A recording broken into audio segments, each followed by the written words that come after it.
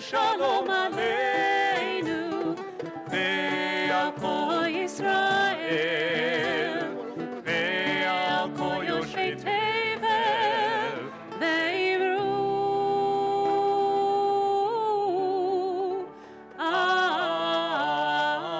Amen. Shabbat Shalom. What a joy it is to welcome you tonight to this special Shabbat of celebration. Never fear that the calendar reads Friday the 13th. In Jewish tradition, both Fridays and 13s are harbingers of good fortune. And so I feel very blessed to stand in front of you tonight to wish you a very special Shabbat Shalom in the month that commemorates the 65th anniversary of the founding of Westchester Reformed Temple. I'm joined on the bima tonight by my colleagues, Rabbi Daniel Reeser and Rabbi David Levy to my left, Cantor Mia Fram Davidson, Cantor Jill Abramson, Cantor Amanda Kleiman to my right, as well as the musicians who will lift us up in spirit and in song, Pete Malinverni at the piano, Nadav Snir-Zelniker on percussion, Kobe Hayon on the bass and the oud, Idan Santhaus on woodwinds, and Oren Naiman on guitar. Also joined on the bima by our rabbinic intern, Eliana Fischel, who is 3 weeks from Sunday to be ordained a rabbi at the Hebrew Union College Jewish Institute of Religion. Ceremony of ordination held at Congregation Emmanuel of the city of New York. So an anticipatory mazel tov to you, Eliana, and of course our temple president, Marcy Harris, is sitting with you. Many of the special guests who will make our service as celebratory as we have planned it to be are joining us in the congregation tonight, and we'll make sure you get lots of time to interface with them as they come up to the bima and, of course, afterward. And then we hope that you're all planning to stay for a very invigorating discussion to start later this evening. We also want to wish a special Shabbat Shalom to anyone who's connecting with our service via our live web stream. And we don't want you to get out of your seats tonight as we often do, but we would love for you to just maybe turn your head, make eye contact, and shake a hand with somebody whom you haven't yet met who's in a seat either in front or behind you. Wish that person Shabbat Shalom.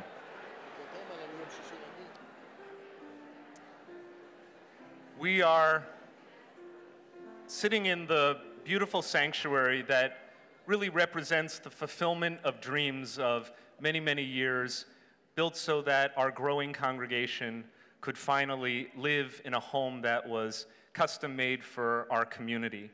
And yet we have a few tokens that will remind us of the sanctuary of years past. And preeminent among them is the beautiful brass menorah, the 7-branched menorah that is on house right tonight, stage left.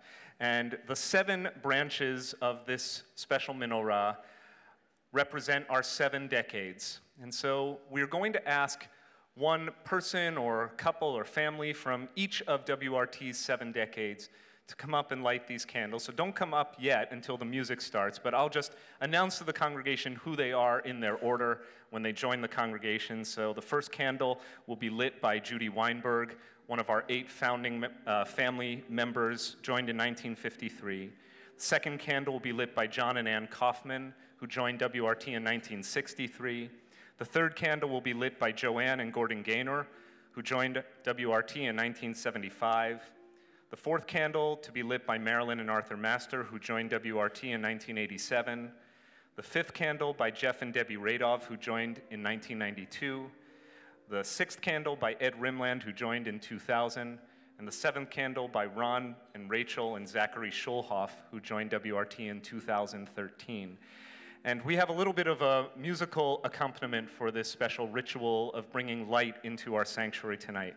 So I would like all of our visiting clergy alumni, all clergy who grew up at WRT, all clergy with a special connection to WRT to come forward, and anyone who is about to begin or who is in the middle of preparing for a journey toward the rabbinate or the cantorate who's connected to WRT. Come up, you're going to make a big chorus as we sing from one generation to the next.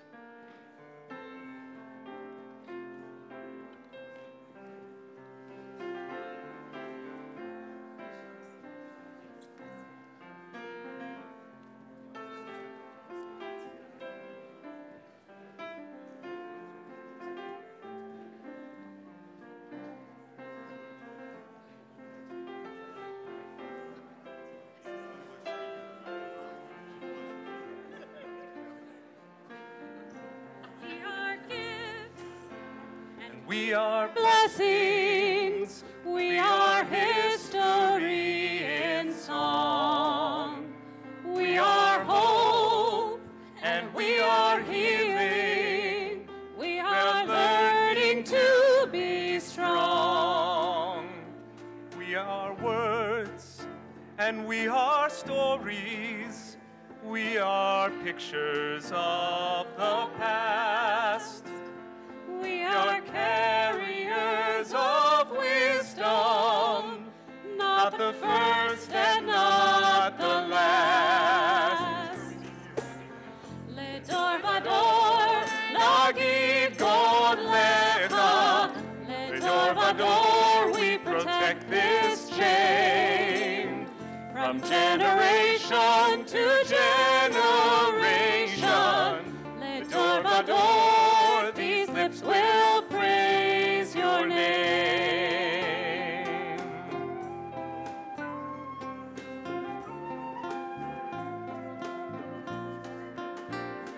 Looking back on the journey that we carry in our heart, from the shadows of the mountain to the waters that would part.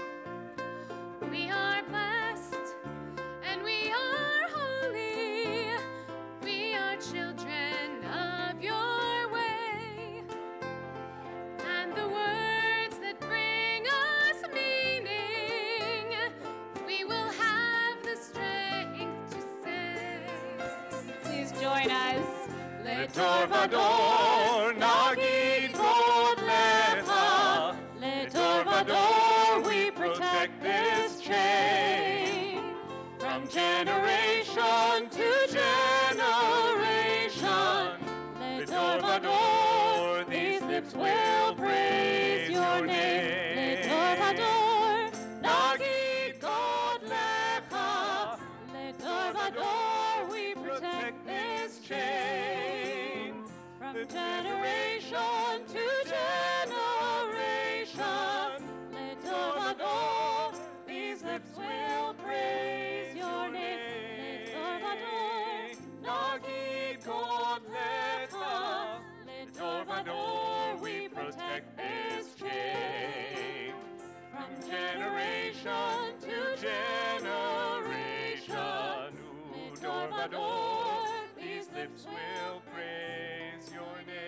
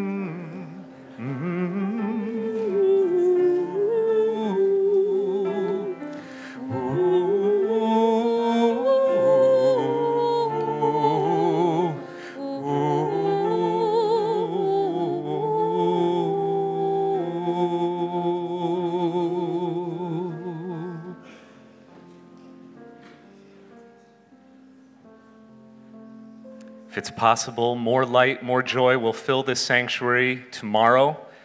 This is our B'nai Mitzvah.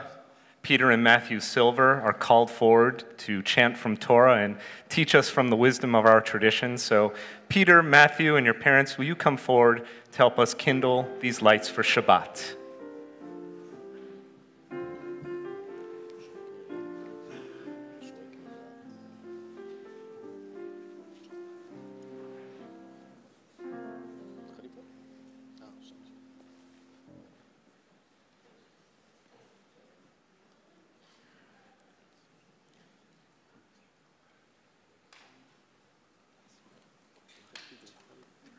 Baruch atah Adonai, Eloheinu melech haolam, asher kishanu b'mitzvotav v'tzivanu lahadlik ner shel Shabbat.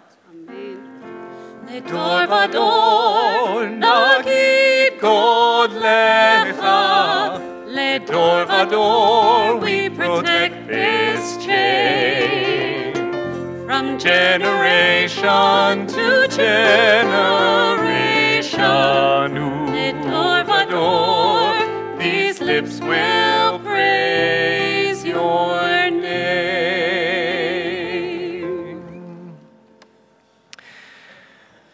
This time I'd like to invite forward Rabbi Angela Warnick-Buchdahl, who will help to lead us in one of our Kabbalat Shabbat Psalms of Praise, Tov Lehodot L'Adonai. Melody was composed by another WRT celebrated rabbinic alum, Rabbi Ken Chasen, who will be with us starting tomorrow morning. So if you're not all prayed and sung out after tonight's service and discussion, hope that you'll get up bright and early. Join us at the Scarsdale Congregational Church on Heathcote Road tomorrow at 9 a.m. for a community-wide worship where Rabbi Chasen and Cantor Davidson will take the lead, and we'll have a lot more of our special dignitaries participating. Tov Lehodot, as you've probably picked up, you don't need prayer books tonight. Just cast your eyes forward, open your hearts, and open your mouths, and we'll sing together.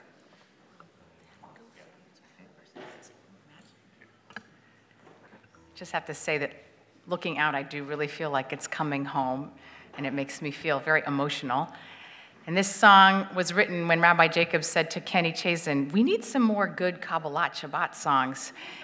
And can you do it with English and Hebrew? And can you make it really singable so everyone wants to sing it? Kenny wrote 3 of them in about 5 minutes. And I can't play guitar nearly as well as him, but I'm going to channel him, and you're going to help me, I hope, by singing this as well.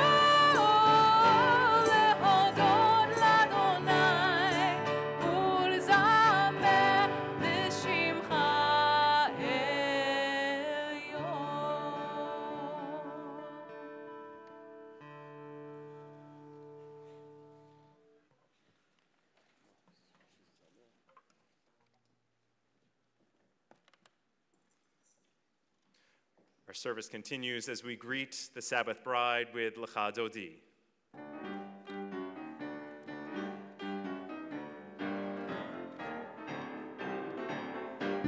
Lecha Dodi,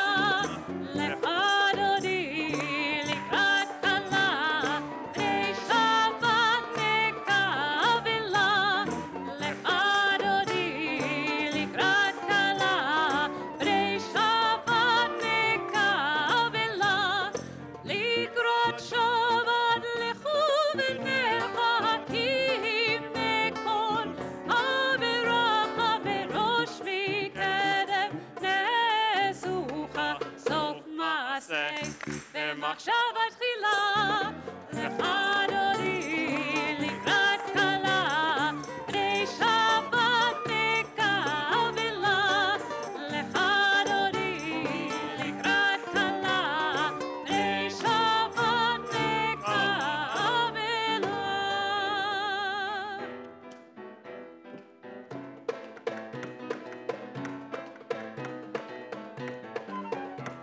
לך אדוני לקראת כלה, בני שבת נקבלה, לך אדוני לקראת כלה, בני שבת נקבלה. התעוררי, התעוררי, כי בעורף קומי אורי, אורי, אורי, שיר דברי. כבוד אדוני עלייך נגלה, לך אדוני לקראת כלה, בני שבת נקבלה, לך אדוני לקראת כלה, בני שבת נקבלה. בואי ושלום עטרת בלה, גם בשמחה ובצולה, תוך אמוני עם סגולה. בואי חלה, בואי חלה, לך אדוני לקראת כלה, בני שבת נקבלה, לך אדוני לקראת כלה, בני שבת נקבלה. יאללה לה לה, יאללה לה לה, יאללה לה לה, יאללה לה לה,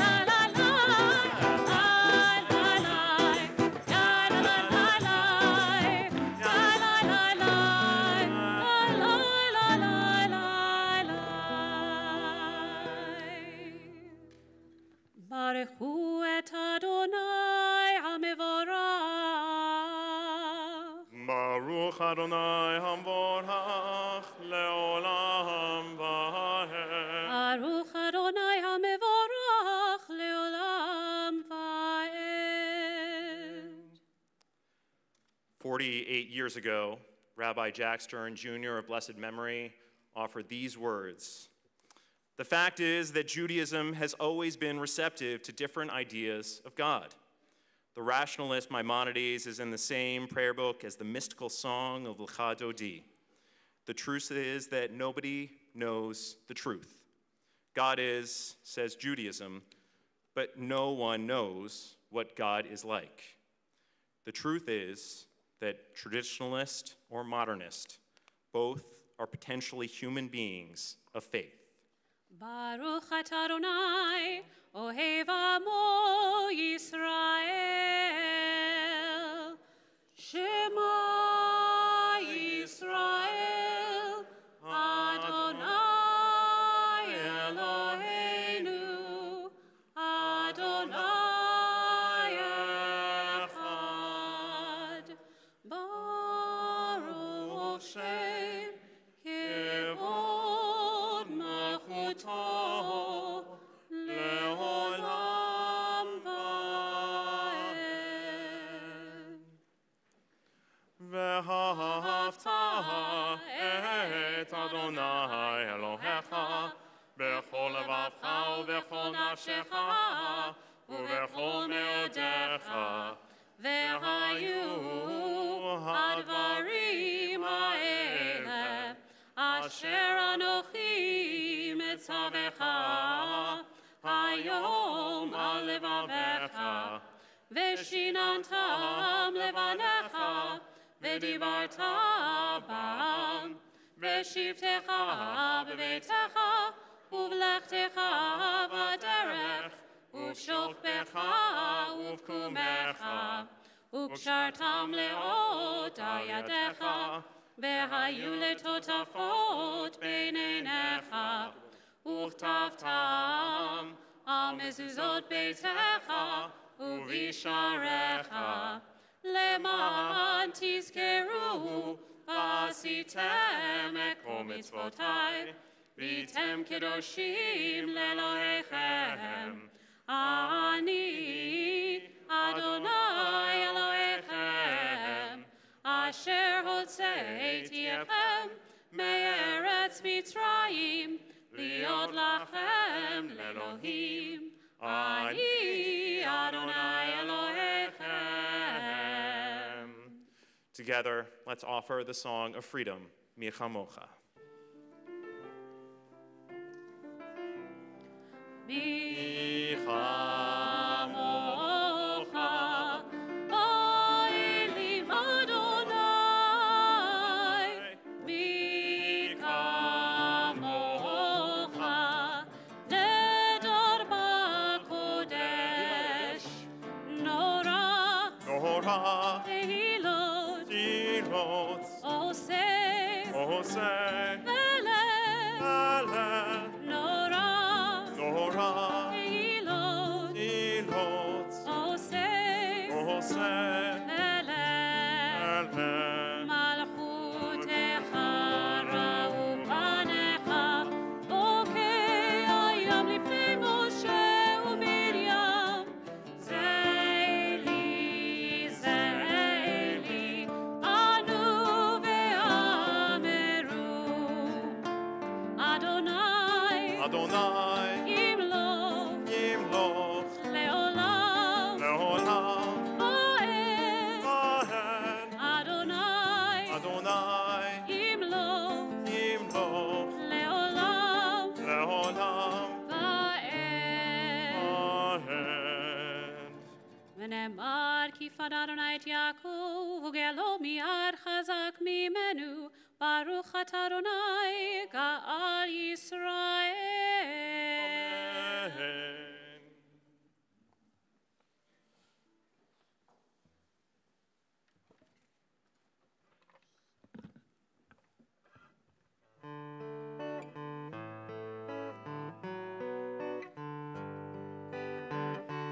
השכיבנו אדוני אלוהינו לשלום, והעמידנו שומרינו לחיים. השכיבנו אדוני אלוהינו לשלום, והעמידנו שומרינו לחיים. העמידנו שומרנו לחיים. ושמור צאתנו ובואנו לחיים ושלום מעתה ועד עולם.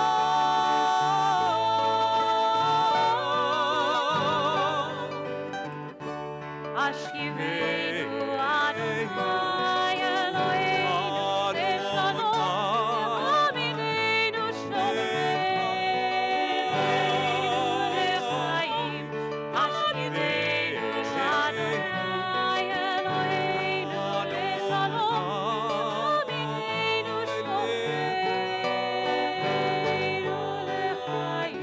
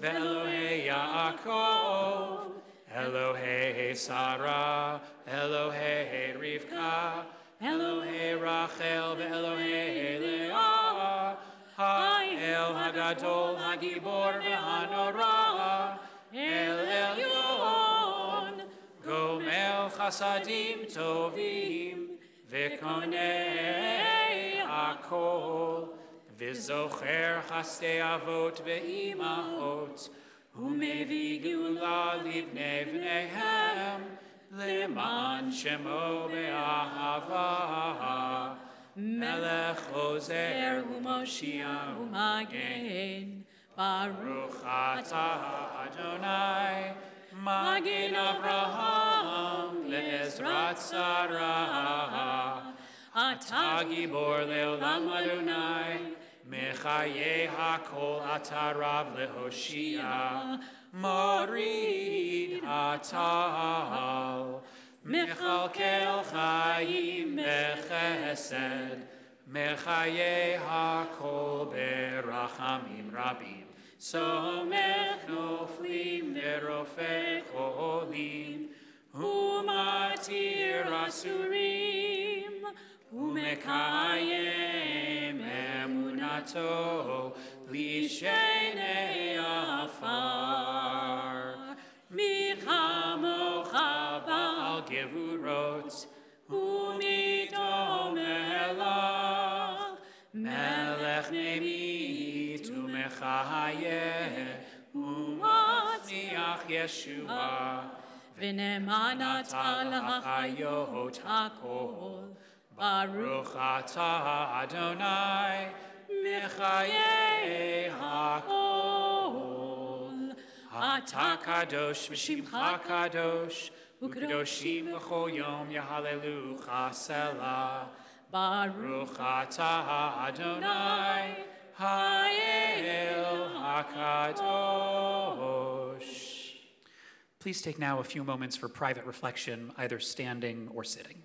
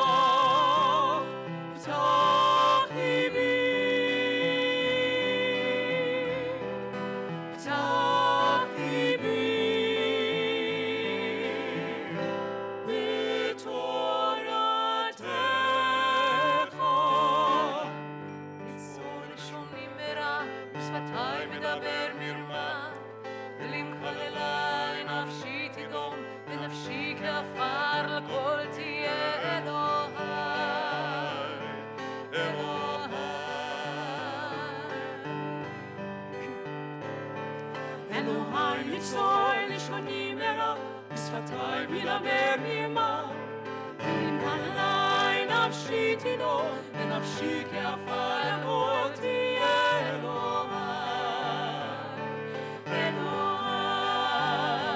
Yihiu leratzonim reifi, Ve'hegion libi lefanecha Adonai,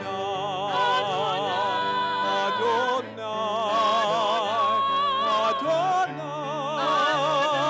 Tzuri, Adonai, Tzuri,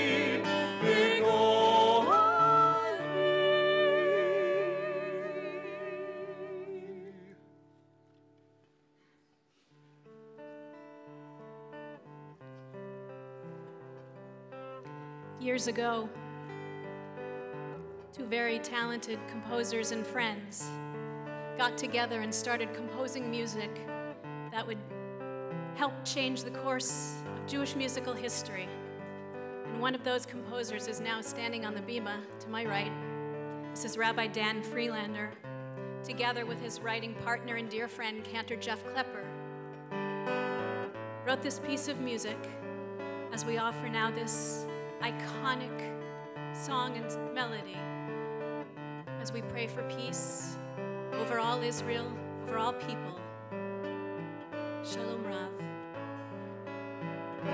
Shalom Rav al Yisrael amcha, tasim leolam.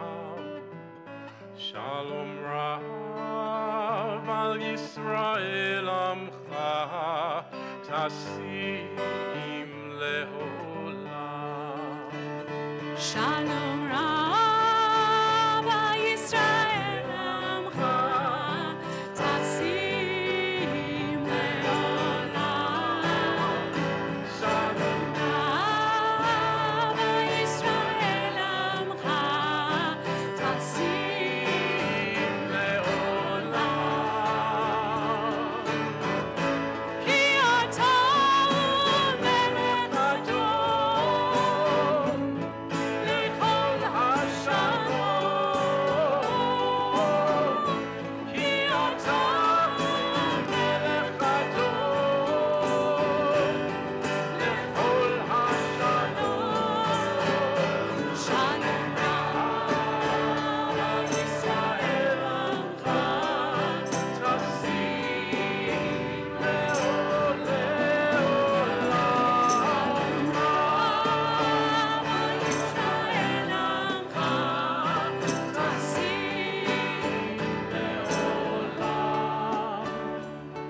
וטוב בעיניך לברך את עמך ישראל בכל עת ובכל שעה בשלומך.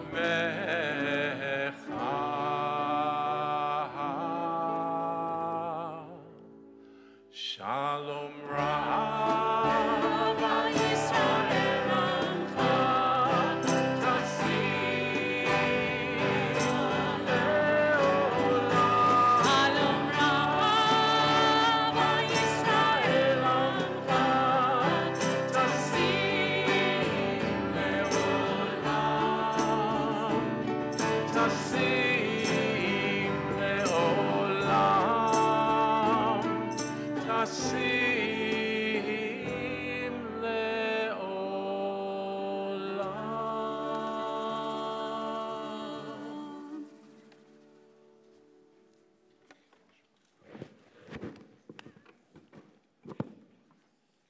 As we remain standing for Seder Kriyat Torah, our service for the reading of Torah, I'd like to ask for Rabbi Jacobs to join us on the bima and to be one of those who will carry a Sefer Torah out into our congregation.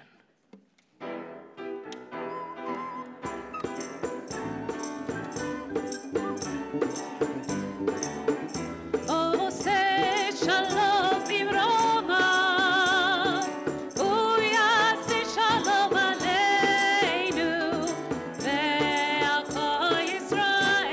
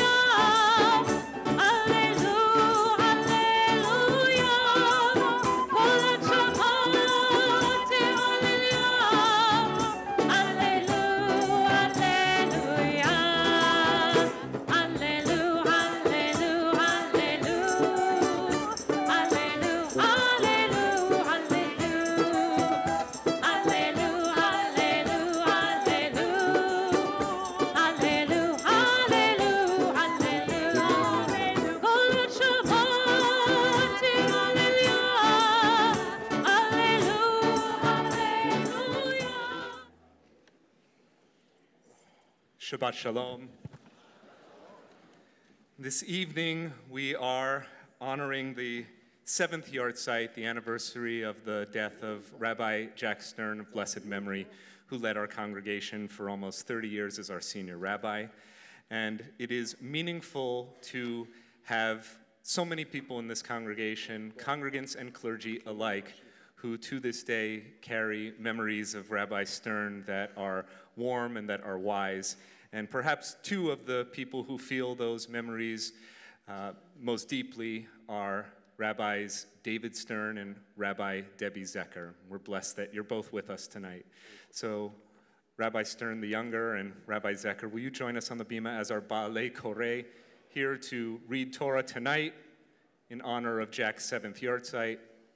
Tonight's parasha is Shmini, and we've made it possible through the intellectual gifts of our two guest Torah readers not to require Torah reading on the screen above. They'll just make it come to life in front of you. For the honor of the aliyah to the Torah, to recite the blessings before and after, and no, we didn't give the following people advance notice, but we would very much like for you to come up.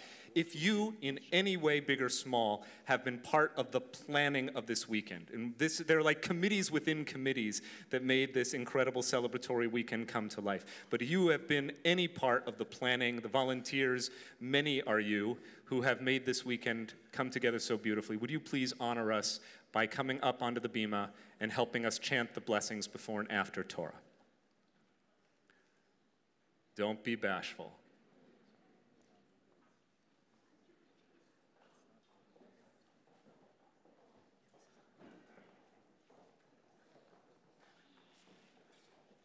Here they come.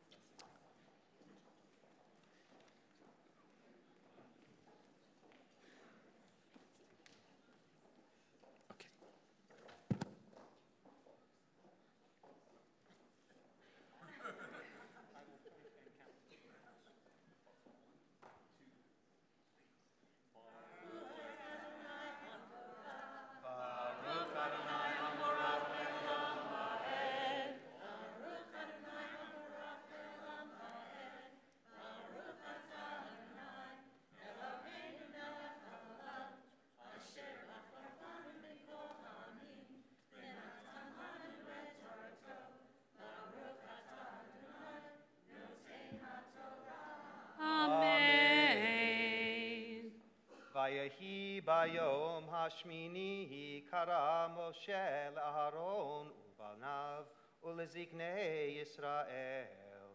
Vayomer el Aharon kach lecha egel ben bakar lechatat ve'ayel leolat mimim ve'hakrev lifnei Adonai. Ve'el b'nei Yisrael tedaber le'mor kechu se'ir izim lechatat ve'egel v'cheves v'neshana timimim le'olah. On the 8th day, Moses called to Aaron and his sons and to the elders of Israel, and he said to Aaron, "Take a calf from among the herd as a purification offering, and a ram as a burnt offering, unblemished, and bring them before Adonai. Speak to the children of Israel and say to them, take a he-goat as the purification offering, and a calf and a lamb, yearlings without blemish, as the burnt offering."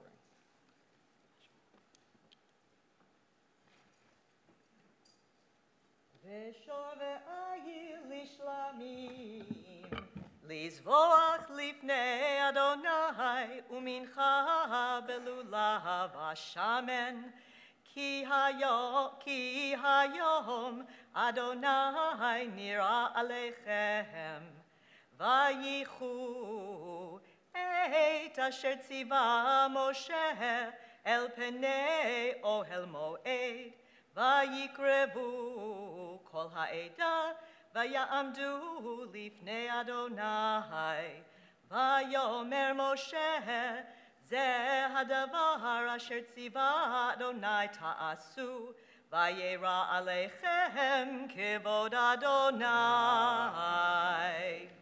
And while you're at it, Also bring an ox and a ram,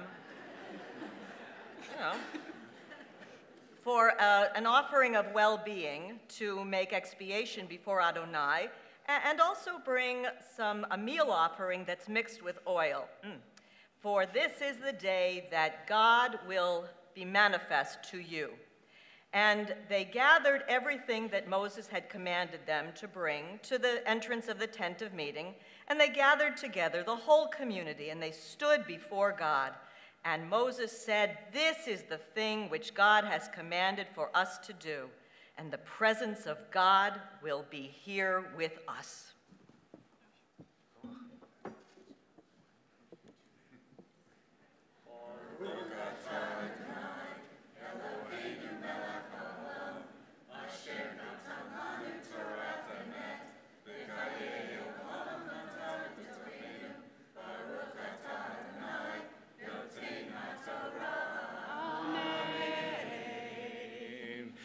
Let me say Yishar Kochachem to those who have blessed us, not only through the recitation of these Hebrew blessings, but also through all the many ways that are going to make this weekend one for the ages so memorable. We thank you. And for our Ba'alei Koreh, those who read Torah tonight. Debbie, by the way, is appearing in her first New York City cabaret show later in May at Don't Tell Mama. What are the days, Debbie? So come here, Debbie. And David doesn't even know this, but he's actually singing backup. It's going to be... So if you like cabaret, come here, Rabbi Zecher at Don't Tell Mama on May 6th, 14th, and 23rd in Don't Tell Mama, New York City. Okay. Don't tell Mama, but I just told the entire Jewish people. We thank you as well and bless you. Yishar Koach. Shabbat Shalom. We give thanks for the strength of spirit, the vitality of soul that has enabled us to reach this moment. Truly, this entire weekend is one of a spirit of Shehechianu. But we also know that there are many people who couldn't make tonight who wanted to be here because of sickness, because of infirmity. Some of them, we hope that you are finding it meaningful to join our service through the wonders of the internet. For others, the only way that they can be connected through our service is through our prayers on their behalf. So if you could just find somebody near you, put your arm either in that person's hand or around that person's shoulder, and feel strengthened by the support that we as community can bring as we offer a prayer of healing together.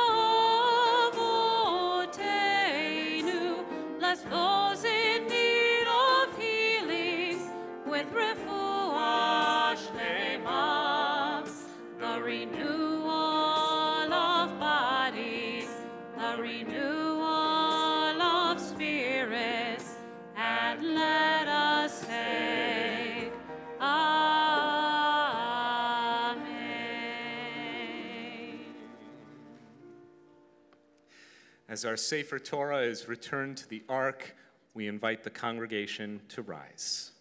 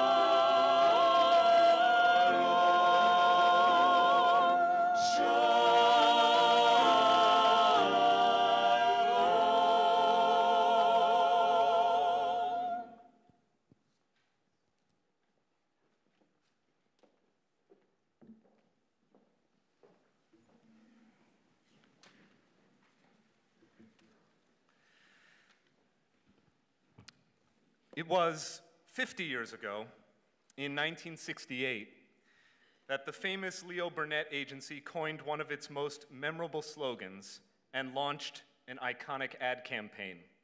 The slogan, "You've come a long way." In 1970, they added one key word, "You've come a long way, baby."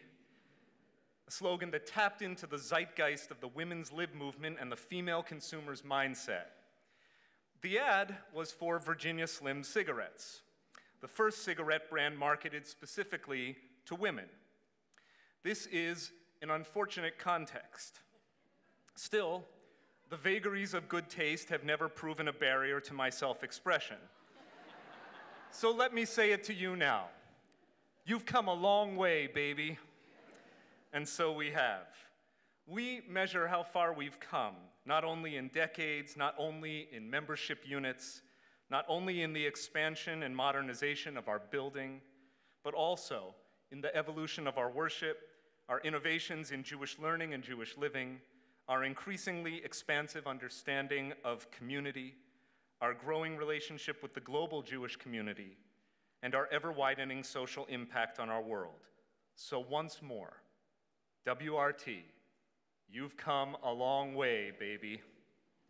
Now, 10 years ago, it's hard to believe, we dedicated this new house of prayer and celebration, this beautiful sanctuary and social hall. A year later, we dedicated our Beit Midrash, our house of lifelong Jewish learning, a reimagination of our old sanctuary and social hall. A decade ago, we dedicated our house. Tonight, we return to rededicate our home. In so doing, we echo the opening verse of this week's parasha, Shmini. It begins immediately after Moses and the Israelites complete the construction of their Ohel Moed, their tent of meeting, that sanctuary in the wilderness. They have built the house, but now it's time to make it a home. And so Moses summons those who will lead the community. Our portion begins. Vayehi bayom hashmini kara Moshe le'Aharon u'levanav u'leziknei Yisrael. On the 8th day, Moses summoned Aaron, his children, and the elders of Israel. Aaron, Moses' older brother, is to be ordained as Kohen Gadol, the high priest. Moses needs Aaron to lead the Israelites in worship and sacrificial service.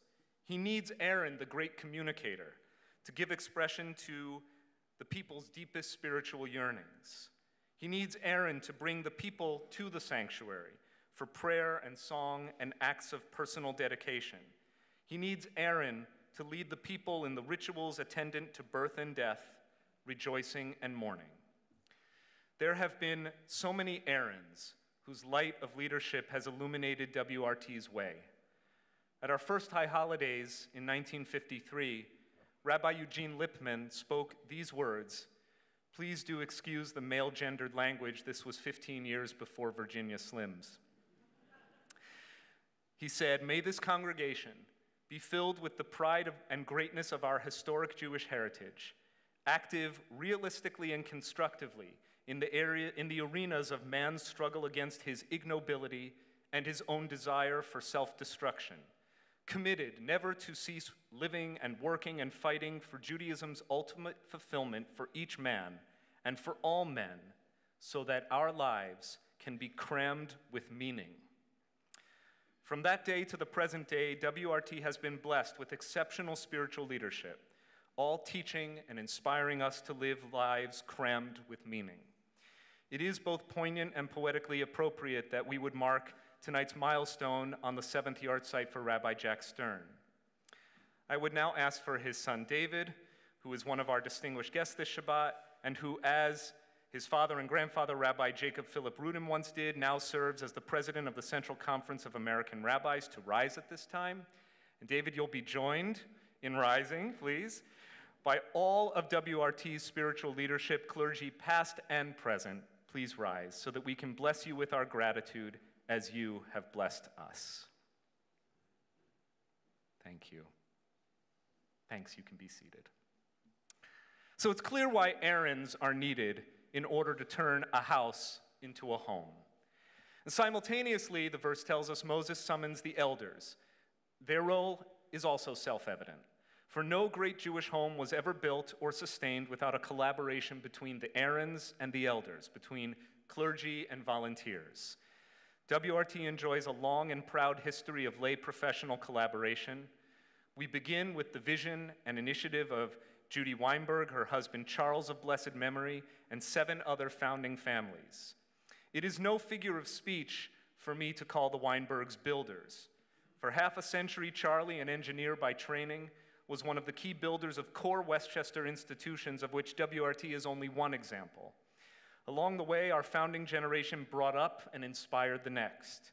So let us now acknowledge all the Ziknei WRT, the elders of our community, by asking you to rise if you or your parents affiliated at WRT in our first decade, between 1953 and 1963.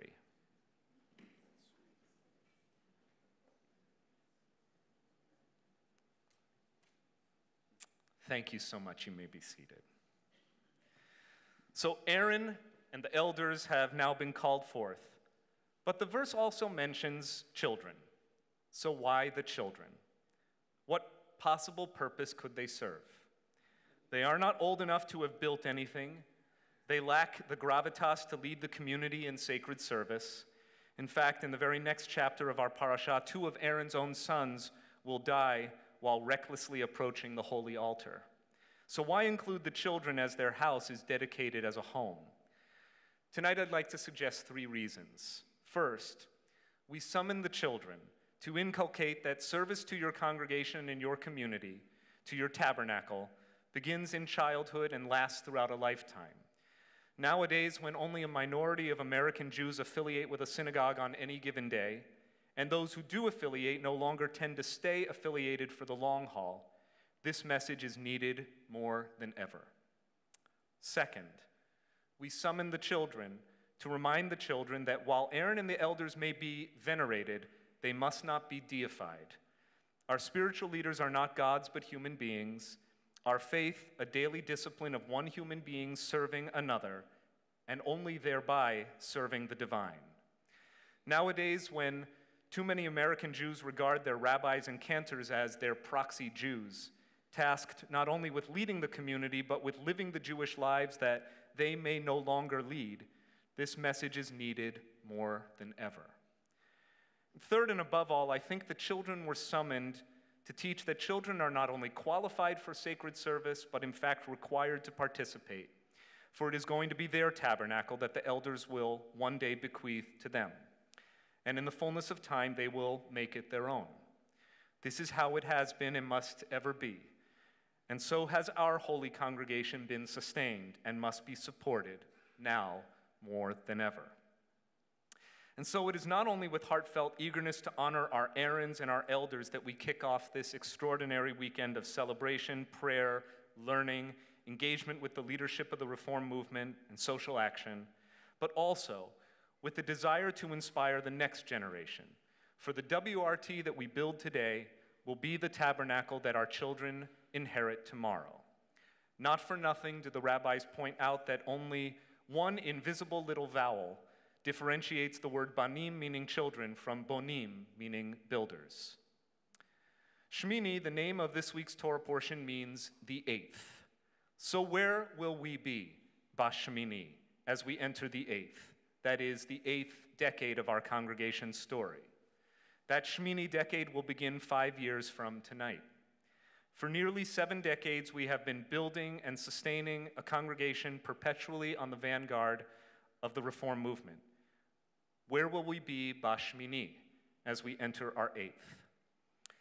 I'd like to leave you with a vision of 3 ways in which, between now and our 8th decade, we will all work together to make WRT our home.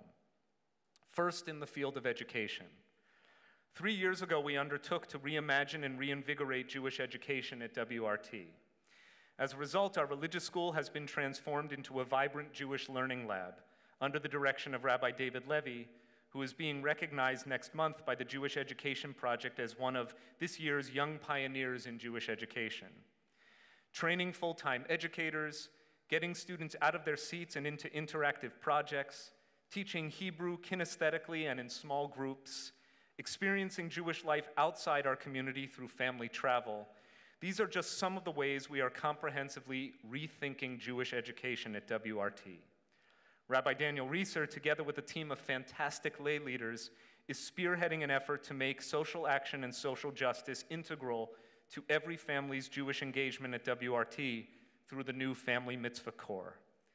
By our Shmini decade, in 5 years, we intend to increase enrollment and engagement in the Jewish Learning Lab, especially in the undersubscribed years of kindergarten through 2nd grade, and again after B'nai Mitzvah. Cantor Kleiman and I recently returned from leading a first ever WRT high school seniors trip to Israel with 24 members of the class of 2018. In just a few years' time, we hope that this trip, which is the fulfillment of 2 years of Cantor Kleiman's initiative and planning, will allow every high school senior at WRT to experience Israel before they even set foot on a college campus. At the same time, with strong community support, we can enhance our already robust program of adult learning, utilizing not only our talented in-house staff, but also drawing on the wealth of local resources, including world-class guest speakers, fine arts, music, and culture, and organized travel experiences, including a forthcoming baby boomers trip to Germany at the end of April 2019. Second, in the area of caregiving and mutual support. Our full-time clergy team already gives tirelessly in pastoral care for the grieving, the sick, and for those enduring difficult life transitions. Support groups for bereavement and divorce, like those organized by Cantor Abramson, provide a model for where we can go. Bashmini, as we approach our 8th decade, we intend to train and activate congregant volunteers who, working alongside us clergy, will help us reach out to the hospitalized, to residents of nursing homes and assisted living facilities, to people going through career transitions, to those experiencing parenting challenges, to the heartbroken and the lonely. We have only begun to become the truly caring home that I believe WRT has the capacity to be. And third, in worship and spiritual expression. The time has come for us to learn from the next generation what resonates spiritually in our increasingly complex world. What does Shabbat, this ancient custom of rest and renewal, have to offer us today? What does it mean for a young Jewish person to come of age in this age? And most of all, what do we mean when we talk about God now? Judaism, and Reform Judaism in particular, has always understood these to be holy and necessary questions. Above all, this kind of spiritual restlessness, this refusal to remain complacent in the status quo, has been the defining and perhaps the healthiest characteristic of Westchester Reformed Temple for these 65 years. Over the next 5 years, we will need to gather our best resources, intellectual, creative, spiritual, and financial, to prepare us for the opportunities and challenges of 21st century American Judaism, which will be the subject of a panel discussion with the leaders of the Reform movement after our dinner tonight. I look forward to your eager hands and generous hearts giving to all these efforts as we work from tonight to the Shmini decade, when we celebrate our 70th. And as we look ahead, let us not be afraid to challenge old assumptions. Let's do everything we can to make sure that WRT's best days are ahead of us.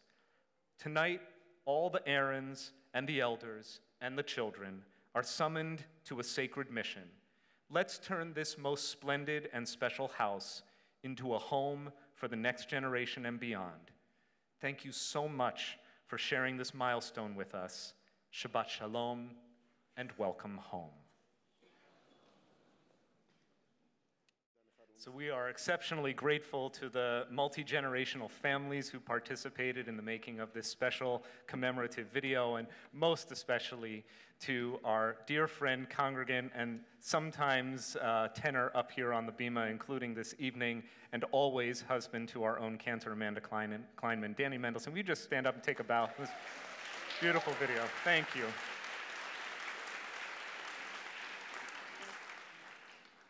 Last August, we celebrated our beloved summer stage out on the lawn. It was, as many of you recall, a perfect summer's night. And we capped off that evening of music and just being together as a community, with a special tribute to Cantor Jill Abramson, honoring her 10 years of service to our community. And at that time, we announced that as a gift in honor of Cantor Abramson, we had commissioned a special piece of music by our dear friend, teacher, colleague, and neighbor, Cantor Benji Ellen Schiller, who is the cantor of Beit Am Shalom, right up here in White Plains on Soundview Avenue, as well as teacher at the Hebrew Union College Jewish Institute of Religion, Debbie Friedman School of Sacred Music. And tonight, we are very honored to offer the world premiere of her piece, Chesed Ve'emet, Faithfulness and Truth, in honor of our Cantor Abramson.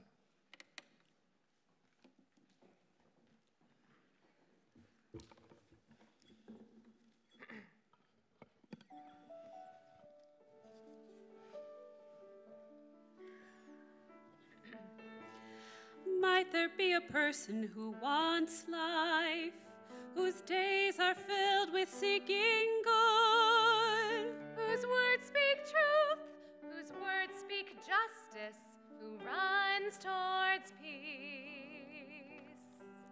מי האיש החפץ חיים, אוהב ימים לראות טוב. בקש שלום, ורודפהו.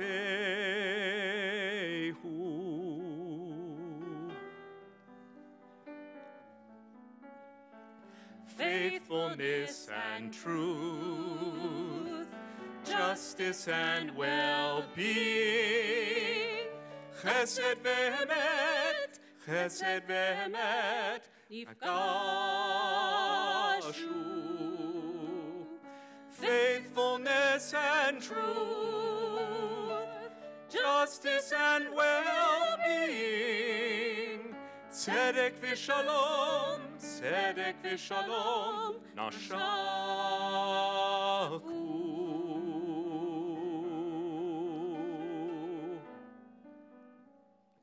Might there be a person who wants life, whose days are filled with seeking good, whose words speak truth, whose words speak justice, who runs toward peace.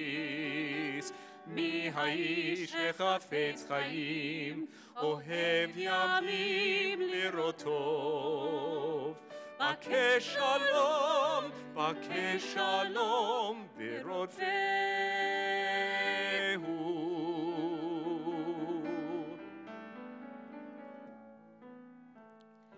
Faithfulness and truth, justice and well-being, chesed ve'emet, chesed ve'emet, nifgashu. Faithfulness and truth, justice and well-being, tzedek v'shalom, tzedek v'shalom, nashaku.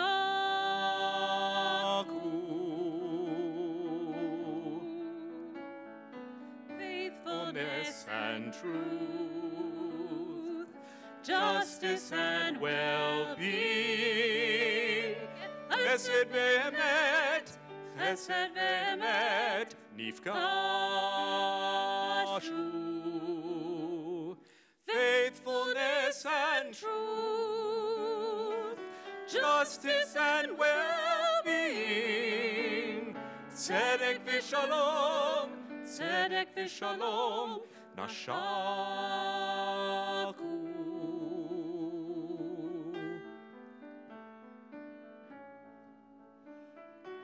Chesed ve'emet, tzedek v'shalom, nashaku.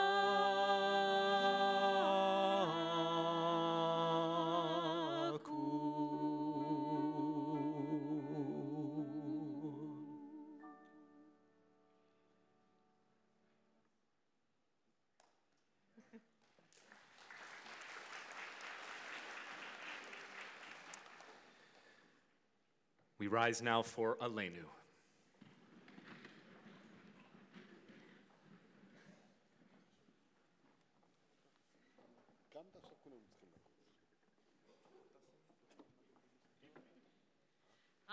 עלינו לשבח אדון הכל, לתת גדולה ליוצר ראשית, שלא עשנו כגויי הארצות, ולא שמנו כמשפחות האדמה, שלא שם חלקנו כהם, וגורלנו ככל המונם.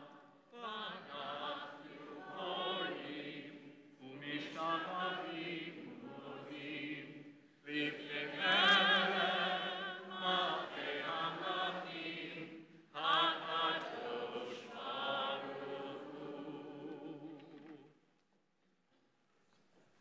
Let the time not be distant, O God, when all shall turn to you in love, when corruption and evil shall give way to integrity and goodness, when superstition shall no longer enslave the mind, nor idolatry blind the eye. O may all created in your image become one in spirit and one in friendship, forever united in your service. Then shall your realm be established on earth, and the word of your prophet fulfilled. Adonai will reign forever and ever. ביום ההוא, ביום ההוא, יהיה אדוני אחד, ושמו אחד, ושמו אחד, ושמו אחד.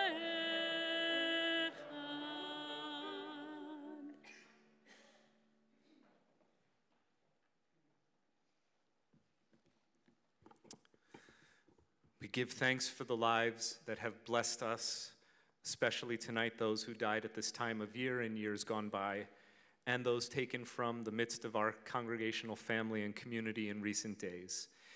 As we prepare to name them and then recite the Mourner's Kaddish, I'll ask that in the following order we can rise. If you are within the first 7 days of having laid to rest a loved one, would you please rise? If you are within the Shaloshim, the first 30 days of remembrance, would you please rise? If you are within a year of having laid to rest your loved one, would you please rise? If tonight you commemorate a yahrzeit, would you please rise? Zecher Tzadik Livracha, the memory of the righteous is an everlasting benediction. Will the entire congregation please stand with you in sympathy and in fellowship? This Shabbat, our WRT family mourns Sandra Ortner, mother of Bill Ortner, Richard Rovit, father of Hugh Rovit, Adam Rovit, and Sandy Goals, Anita Welsh, mother of Joel Breitkoff, David Richmond, husband of Judy Richmond and father of Elizabeth Lashbrook and Jessica Berger, and Sylvia Orenstein, mother of Bonnie Graff, all taken within the last 4 weeks. And those, the anniversary of whose death we remember tonight: Samuel Aaron, Beatrice Adler, Pearl Basser, Mildred Borer, Bernard Brandt, Lauren Charp, Linda Dworkin, Edith Eiselman, Lena Elkin, Frida Feiner, Sylvia Fishman, Alexander Fleitman, G. David Frankel, Frank S. Friedberg, Harry Ginsberg, Nathan Glickman, Theodore Gold, Philip Goldenberg, Leonora Goldstein, Florence Gorel, Ruth Graham, Bernard Grossman, Jean Haynes, Milton N. Hoffman, Millicent Rappaport, Rita Kaftal, Stanley Cass, Philip Cass, Samuel S. Kaufman, Sarah Kaufman, Morton Kern, Esther Klein, Minnie Kestenbaum, Naum Kaiser, Richard A. Kirstein, Maxwell Krieger, Alice Lasky, Harry Levin, Rosalie Siegel, Flo Lovinger, Ethel Michelson, Selma Stock, Irving Nitzberg, Lottie Neumer, Emmanuel Onyei, Edward Piper, Elias David Picale, Irving Pollard, Raul A. Portillo, Rose Posner, Barbara M. Rovit, Faye Rubin, Selmore Rubinoff, Chet Safian, Harry Saver, Beverly Schaefer, Carol Schoenberger, Irving Schreiber, Alan Shedlin, James E. Siegel, Rose Smith, Rabbi Jack Stern, Dana Fiedler-Teichman, Jacob Weiner, Harry Weinstein, Henry Weissman Jr., Morris Weitz, Irene Werner, Elaine Weiner, Nechama Bat Yehuda Valea, and Paul Zemekson. If there are names to add to our commemoration, if I have inadvertently mispronounced your loved one's name, kindly offer your names at this time. Ti zichronam baruch. May their memories continue to bless us as we bless the name of the Most High. The words of the mourner's Kaddish, please join me. Yitgadal v'yitkadash shemei Rabbah. Be'alma divrach hirutei v'yamlich malchutei. B'chayechon uvyomechon uv'chayei d'chol Beit Yisrael. Ba'gala v'izman kariv v'imru amen. Yehei shemei Rabbah mevarach le'alam l'amei almaya. Yiparach v'yishtabach v'yipa'ar v'yitromam v'yitnaseh. V'yitadar v'yitalev v'yitalal shmei d'kudusha brichu. Le'ela min kol birchata v'shirata. Tush b'chata v'nechemata. Da'amiran bi'alma v'imru amen. Yehei shelam araba min shemaya. V'chayim aleinu v'al kol Yisrael v'imru amen. Oseh shalom b'mromav. Huya say shalom, aleinu v'al kol Yisrael, v'imru amen. Say shalom b'mrama, huya say shalom, aleinu v'al kol Yisrael,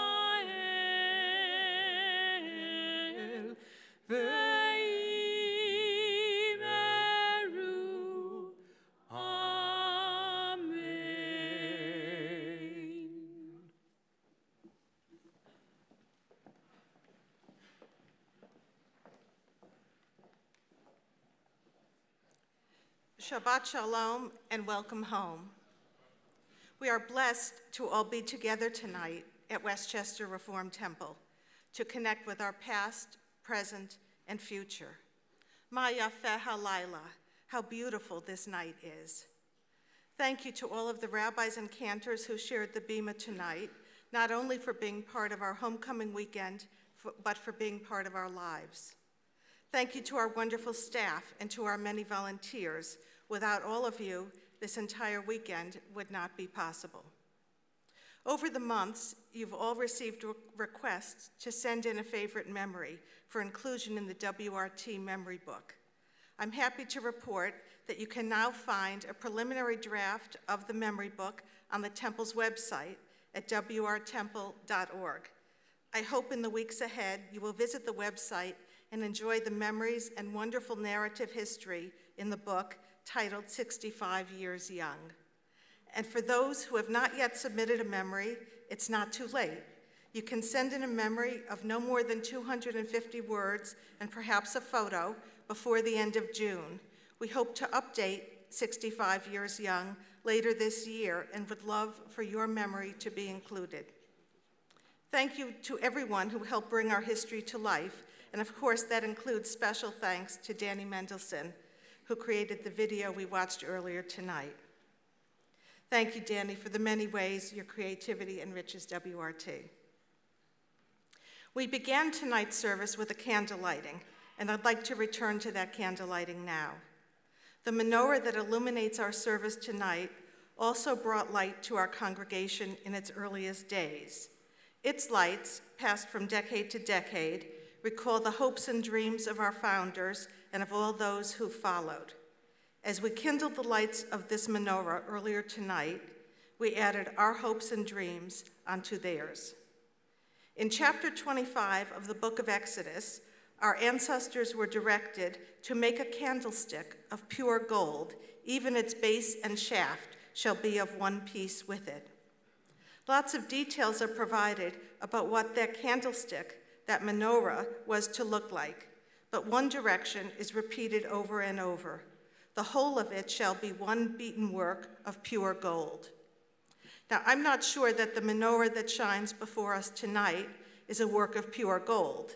I don't think pure gold ever was in the temple's budget. But I am sure of this. Like the ancient menorah that is of one piece from base to cups, we are one people, one congregation, one community. Our feet are planted in Exodus, our arms are outstretched to the future. Though we may find different expressions for our Judaism now and in the years ahead, like the different branches of the menorah, we each are bound together by our common heritage and our ancient traditions. Tonight, while the candles still burn, we celebrate this Shabbat, this 65th anniversary weekend, this moment in our lives and in the life of Westchester Reformed Temple. But next week and next year, let us create together the joyous and meaningful Jewish experiences of our future. How beautiful this night is, and how bright are the lights ahead. A few young people have been planning for their future for a number of years, 13 to be exact, and tomorrow they will become B'nai Mitzvah. I know I speak for all of us in saying Mazel Tov to Peter and Matthew Silver, and also to Dylan Seisner and to their families. We wish you joyous and meaningful celebrations. Many others have been planning for what's going to happen when we leave the sanctuary in a few minutes.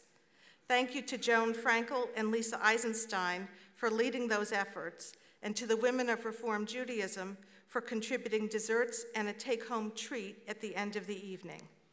Thank you to Nancy Michaels and Tracy Cohn, and to all of our greeters for welcoming us into the sanctuary tonight and for helping guide us back into the sanctuary in just an hour for the rest of our evening program. So here's what happens next. For those who have registered and paid for dinner, a light dinner is waiting for you in the Sifriya and Ulam, the library and all-purpose room down the hall from the sanctuary. If you haven't registered and paid for dinner, but you'd like to stay, please join us tonight, and just remember to send in or drop off a check next week to cover the dinner cost, which is $20 per person. If you need seating, and please, only if you need seating, you'll find chairs in the rooms where the food is, and also there is seating set up in classrooms 1, 2, 6, 7, 8, and 9. Our greeters will guide you if you need any help. For those seating in those classrooms, your food and drinks will be waiting for you in the classrooms. For everyone else, please make your way to the food tables quickly. And I'm told, not too quickly, I'm told that all 4 buffet lines are serving the exact same food. So you only need to stand on one line. And then move away so that others can help themselves. Enjoy your dinner, and please come back into the sanctuary about 8:30 for a series of discussions. From 8:30 to 9 o'clock, don't leave yet. Okay, from 8:30 to 9 o'clock, Rabbi Blake is moderating a discussion on Reformed Judaism around the world with panelists Rabbi Danny Freelander, head of the World Union for Progressive Judaism, and Rabbi Joshua Weinberg, head of the Association of Reformed Zionists of America, which we know as ARTZA. From 9 to 10, Rabbi Blake is moderating a conversation about the future of Reformed Judaism with some prominent Jewish leaders we know well at WRT. That's Rabbi Cantor Angela Warnick-Buchdahl, the senior rabbi at Central Synagogue in New York, Rabbi Rick Jacobs, president of the Union for Reformed Judaism, Rabbi Aaron Pankin, president of Hebrew Union College, Jewish Institute of Religion, and Rabbi David Stern, the senior rabbi at Temple Emmanuel in Dallas, and the president of the Central Conference of American Rabbis. We hope everyone will stay for dinner and be back here in an hour for a thoughtful discussion among these leaders of the Reform movement. Enjoy dinner, and see you back in an hour. Shabbat Shalom. Before you step away, stay seated for just one more minute, I promise. I want to share with you one other important announcement. Over the past year, Cantor Kleinman and I have been working to co-produce a new CD of music of WRT. We are officially releasing it tonight. There is one for you available out in the hallway. You can take 1 CD per household. There's also a small business card which shows you how to download the music for free. Please enjoy it. It represents the broad spectrum and range of our music, and we invite you to enjoy it tonight and going forward. Please rise. Baruch atah Adonai Eloheinu melech haolam borei peri hagafen. Baruch atah Adonai Eloheinu melech haolam, asher kitshanu b'mitzvotav v'ratzavanu, v'shabbat kodsho b'ahava uvratzon hinchilanu, zikaron lema'aseh v'reishit, ki hu yom tchila lemikra'e kodesh, Zecher Yetziat Mitzrayim, Ki vanu v'acharta, v'yotanu kidashta, mikol hamim, v'shabbat kodshecha, v'ava uvratzon hinchaltanu. Baruch atah Adonai Mekadesh HaShabbat.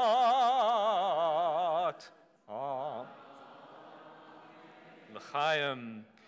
For our panelists tonight, we want you to be fortified for the invigorating discussion we have planned. There is a special meal set aside for all of our panelists this evening in the clergy conference area, if you'd like to get your food there.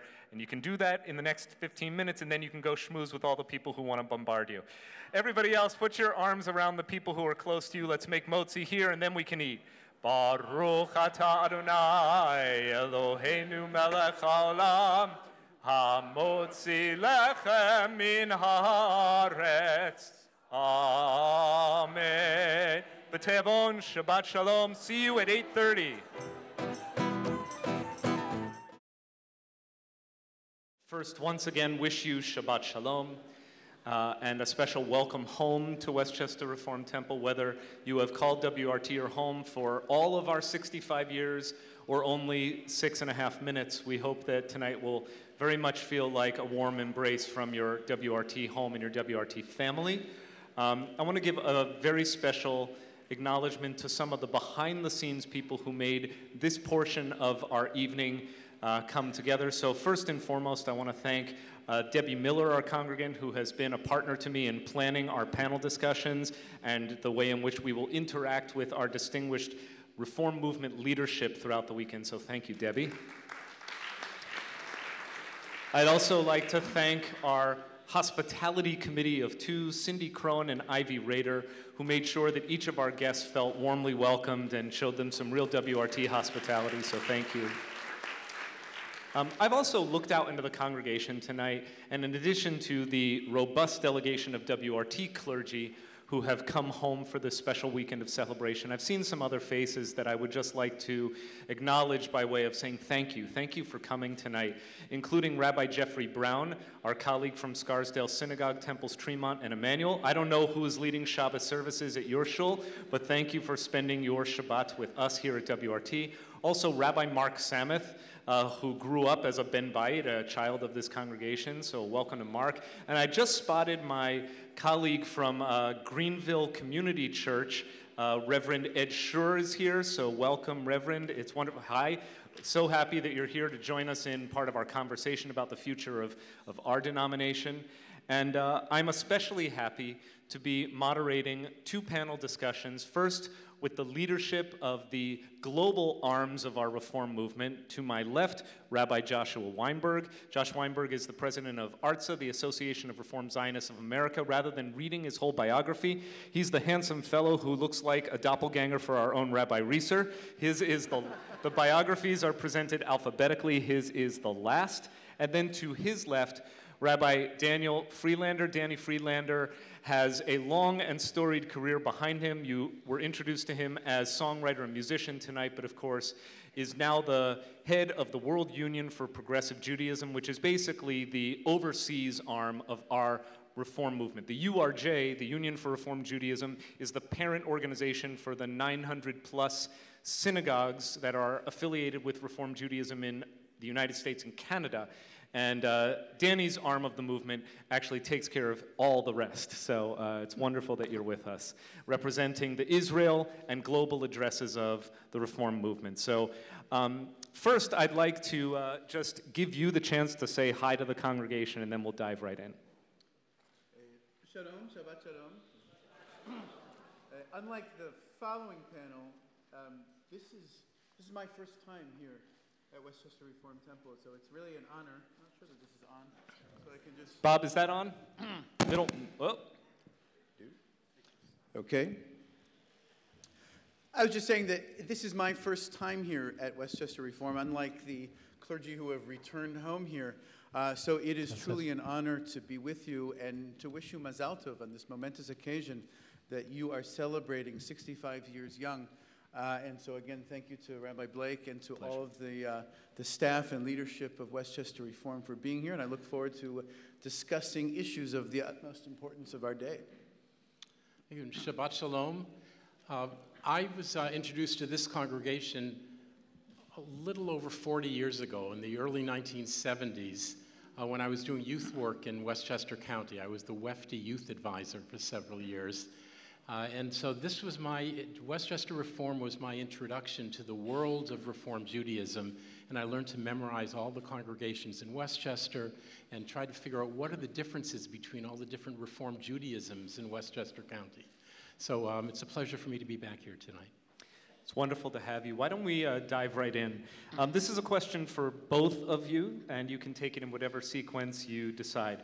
Can you give us a little bit of a walkthrough of what you each see as the major opportunities and challenges facing non-Orthodox Judaism overseas and also specifically in Israel?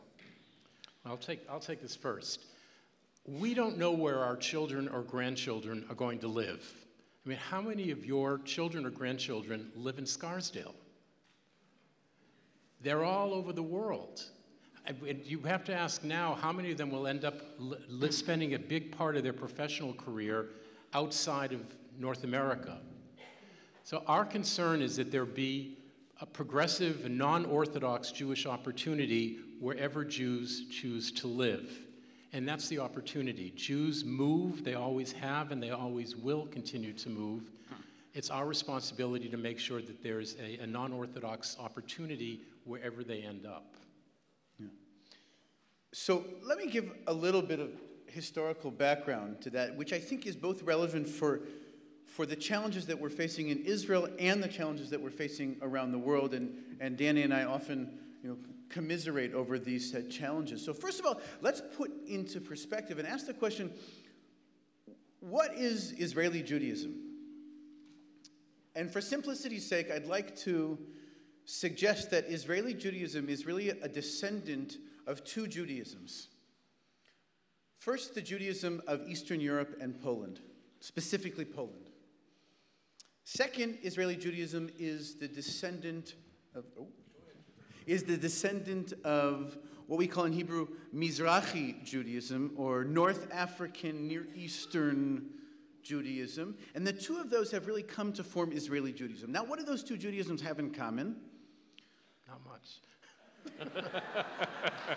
But surprisingly more than you would think. First of all, they did not experience what we call the Haskalah, or the Enlightenment, as they did in Western Europe. They always maintained a Jewish language, for the most part. And they always thought of themselves as, or let's say like this, that their Jewishness was always their nationality. They were a Jew in Poland and a Jew in Morocco. They were not Poles who happened to be Jewish. And those two came together to form Israeli Judaism, which then secularized. And so most Israeli Jews are really not secular, but non-practicing Orthodox Jews. And the Judaism that we know is really a descendant of Western European Judaism. Right? That the Reform movement grew out of Germany and France and Holland and that whole area, and then later immigrated to North America. So the unfamiliarity that we're seeing in Israel of Reform Judaism grows out of a deep, I would say century even more, existence of these two Judaisms that come together. Before we even get to the political challenges of having key ultra-Orthodox, what I would call the keystone parties of the Knesset, before we get to the sort of unbalanced power, disproportional power that they wield, I want us to understand how this comes about deeply in society. Now, the good news is that things are changing, and that Israelis are waking up to a reality in which the former sort of polarizing dichotomy between religious and secular no longer answers the needs of the mainstream. And Israelis are waking up and realizing that the fact that we have a Jewish state doesn't necessarily mean that we have a Jewish community. And in a similar fashion to, I think, what we're experiencing in North America, Israeli Jews are looking for meaning. They're looking for identity. They're looking for a way to connect. And so these are the opportunities that we have as the Reform movement to provide that for. They're asking the questions. I'll just share with you, I was in Thailand a number of years ago, and we sat down at a restaurant next to an Israeli couple who said, wow, and they were telling us about their travels, and they were in India, and they were all over the Far East, and they were on this spiritual exploration. They said to me, we discovered so many amazing things. It's such a shame that Judaism doesn't have spirituality. I said, and that's been the miss. And that is the opportunity for us right now to seize this moment to say, no, we have to provide an authentic, an inclusive, and a non-threatening expression of Judaism that can answer the needs of the mainstream. So I have a lot of families, and this is specifically for you, Danny. A lot of families from WRT do travel abroad, sometimes to visit their kids who are on semester abroad from college, or just because that's part of where they've planned their vacations at any given time. And often, if they're there over a Shabbat, or especially over a holiday, they will call me and they'll say, or they'll email me and say, Rabbi Blake, I tried Googling Reform Temple in, Milan, and I couldn't find anything. And that's in part because the nomenclature is different, but could you talk about what we mean when we talk about reform? Does that word mean something different overseas? Well, first of all, they rarely use the word reform. If we were reinventing Reform Judaism in 2018, we might find a different name. In Europe, they go by either liberal Judaism or progressive Judaism, which basically is what Reform Judaism is labeled, goes as, in most other countries around the world. But it's really the same, it's the same brand that you experience here. But they don't call themselves temples, ever. They'll call themselves congregations, synagogues, shuls, but, and I should also let you know, if you are traveling, you can't just show up at a synagogue, especially in Europe. They need to know you're coming, they need your name, they probably will want your passport number, and they'll tell you exactly how to get into the building.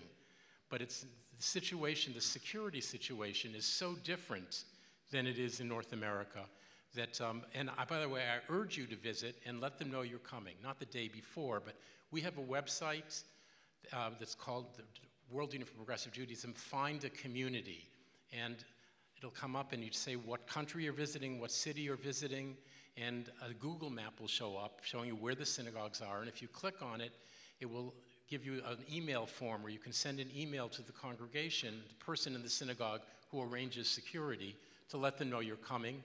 They will either arrange a Shabbat dinner for you or let you know where services are and when you can be there, but they'll be able to correspond with you. But just don't show up. But you name the city in the world, there's a progressive congregation there. Are there other... An app? There's an app called Find a Community. Are there other major differences between what, these liberal or progressive congregations and what people are used to here in the States or in Canada? Well, American reform is sui generis. It's the amalgam between the inherited Jewish tradition, the inherited Reformed Jewish tradition from Central Europe, and America. So our Reformed Judaism is an American Reformed Judaism. The Reformed Judaism you'll see in Spain or France or England is French or British or Spanish, First of all, the prayer books are not in English. They'll be in Spanish and Hebrew, or French and Hebrew, or I don't know, what do the Brits do? Just... They add U's where you don't need them. In the UK, even more complicated, they have a reform movement and a liberal movement that are basically, don't repeat this, but it's basically the same movement, but they emerged in different years. It's the shul that you don't go to,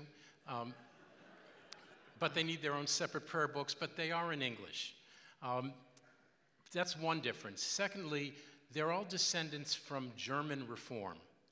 And German Reform is far more traditional, if you will, than North American Reform. For example, there are still Reform synagogues in Germany where men and women don't sit together. Just last year, one of the German congregations, inherited congregations in Sao Paulo, Brazil, an 1,800 family congregation decided to allow women to have aliyot to the Torah and for men and women to sit together. That was a big breakthrough for them. So while egalitarian was part of our bones from the very beginning, it's come much more slowly to the rest of the world. And I'd also mention that the dealing with intermarriage is something that the congregations do well. They accept interfaith families. They recognize, in practice, they recognize patrilineality, but they don't like to talk about it. So while the percentage of intermarriage is almost identical in Europe and elsewhere in the world, it's not a strong public conversation. Outreach is not, it's not a big deal. It's not, audacious hospitality is not, maybe towards you as North American Jews visiting, but towards the larger community, they are still very insular. So this is a question for you, Josh. With the current Israeli administration apparently reneging on the Kotel deal that was negotiated in order to provide an egalitarian home for worship and celebration at the Western Wall, is all progress, in your view, indefinitely stalled? What does this unfortunate development say about progressive values and gender equality in Israel in general, and where do we go from here? Yeah. So I would not be such a pessimist to say that progress is indefinitely stalled. I think that this is a hiccup. And if you look at the large span of Jewish history, I think this is a relatively short period that seems to be tumultuous. And Israel is a very is a huge news culture. And so what happened last week, that's already old news. Now, first of all, I think that when we're talking about this issue, we ought to recognize the leadership of Rabbi Jacobs here, who's not just a leader of the Reform movement, but really the face for non-Orthodox Judaism in North America, and has worked tirelessly with great achievement, I think, in achieving the deal that was voted in at the end of January in 2016, only to be frozen in the subsequent months and years. Now, what does this say about progressive Judaism? I think that's the big picture question. I think it says a few things. I think it says, first of all, is that the Haredim, or the ultra-Orthodox, are right to feel threatened. And they're right to be worried about this, because we are a growing movement. And in addition to the achievements that we've made with our partners in the conservative movement and Women of the Wall and the Jewish federations, our movement is growing by leaps and bounds. In fact, in the past decade, we've doubled the number of congregations that we have in Israel on the ground. Right? That's incredible. And I have to say that the Prime Minister, who we are upset with over freezing the deal, I'll say very, very plainly, also did a favor for our PR. In that last year on the high holidays, which came right after the freezing of the deal over the summer, we saw a huge spike in attendance at Reform movement congregations around the country. That's partly because we did a massive public PR campaign, which we're all working together to promote and to fund. And we're talking about billboards on the main highways going into Tel Aviv, and we're talking about handing out leaflets at major junctions, and we're talking about radio announcements all the time. And people say, I want to check out what this is all about. Right? I'm so curious. And we can see the shift when, how many of you have been to Israel recently? Rabbi Blake, not enough hands went up in the crowd just now, right? We have work to do. If you've ever been to Israel, make sure to have a conversation with your taxi driver. That's a sure way to really check the pulse on Israeli society. And now the taxi drivers that I talk to, when I say that I'm a Reformed Jew or I'm a Reformed rabbi, it used to be they would make this sound. They would say, ichs. Reform, we don't like it. Now when I say, I'm, and if in case you're wondering how to say reform in Hebrew, you just say reformi. Okay? When I say, ani reformi, I'm a Reformed Jew, they say, okay, interesting. My best friend's cousin's co-worker just got married by a Reformed rabbi, and I have to tell you, it was really nice. I said, what did you expect? They said, yeah, and that's what's happening. And I'll just end with this: the recent poll that was just commissioned, it came out just before our movement's biennial convention in December, showed that over 500,000 Israelis have had some contact, some exposure to Reform and Conservative Judaism, and a spike among the traditional and Orthodox community in Israel. And part of what we're saying is that, go back to the notion of where the history was that I explained before, in that they're now saying that this is recognizable Judaism, right? And that ultra-Orthodox parties and the population are legitimately and justifiably worried that we are going to make inroads in the Israeli population, and that's what we're trying to do, and that's what we need everyone's help here to do. So Danny, I'm going to throw you at least the first opportunity to tackle this next question, though it's totally up for grabs. In the past year and years, American Jews have been on, of course, heightened alert about rising anti-Semitism, both from the far right, as we saw perhaps most dramatically in Charlottesville last August, and from the far left, as we're seeing in the proliferation of boycott, divestment, and sanctions, or BDS movements on college campuses. Danny, can you give us a little bit of an anti-Semitism report card for places outside of North America, and especially maybe respond to one of the anxieties I know a lot of us have from watching the news, which is that it looks like Jews are leaving Europe in droves. Is that true? No, I think it's bull. Okay. The Jews are not leaving Europe. Now, the Jews are concerned about the political scene changing in Europe. The rise of far-right parties in the elections in so many countries is a matter of great concern.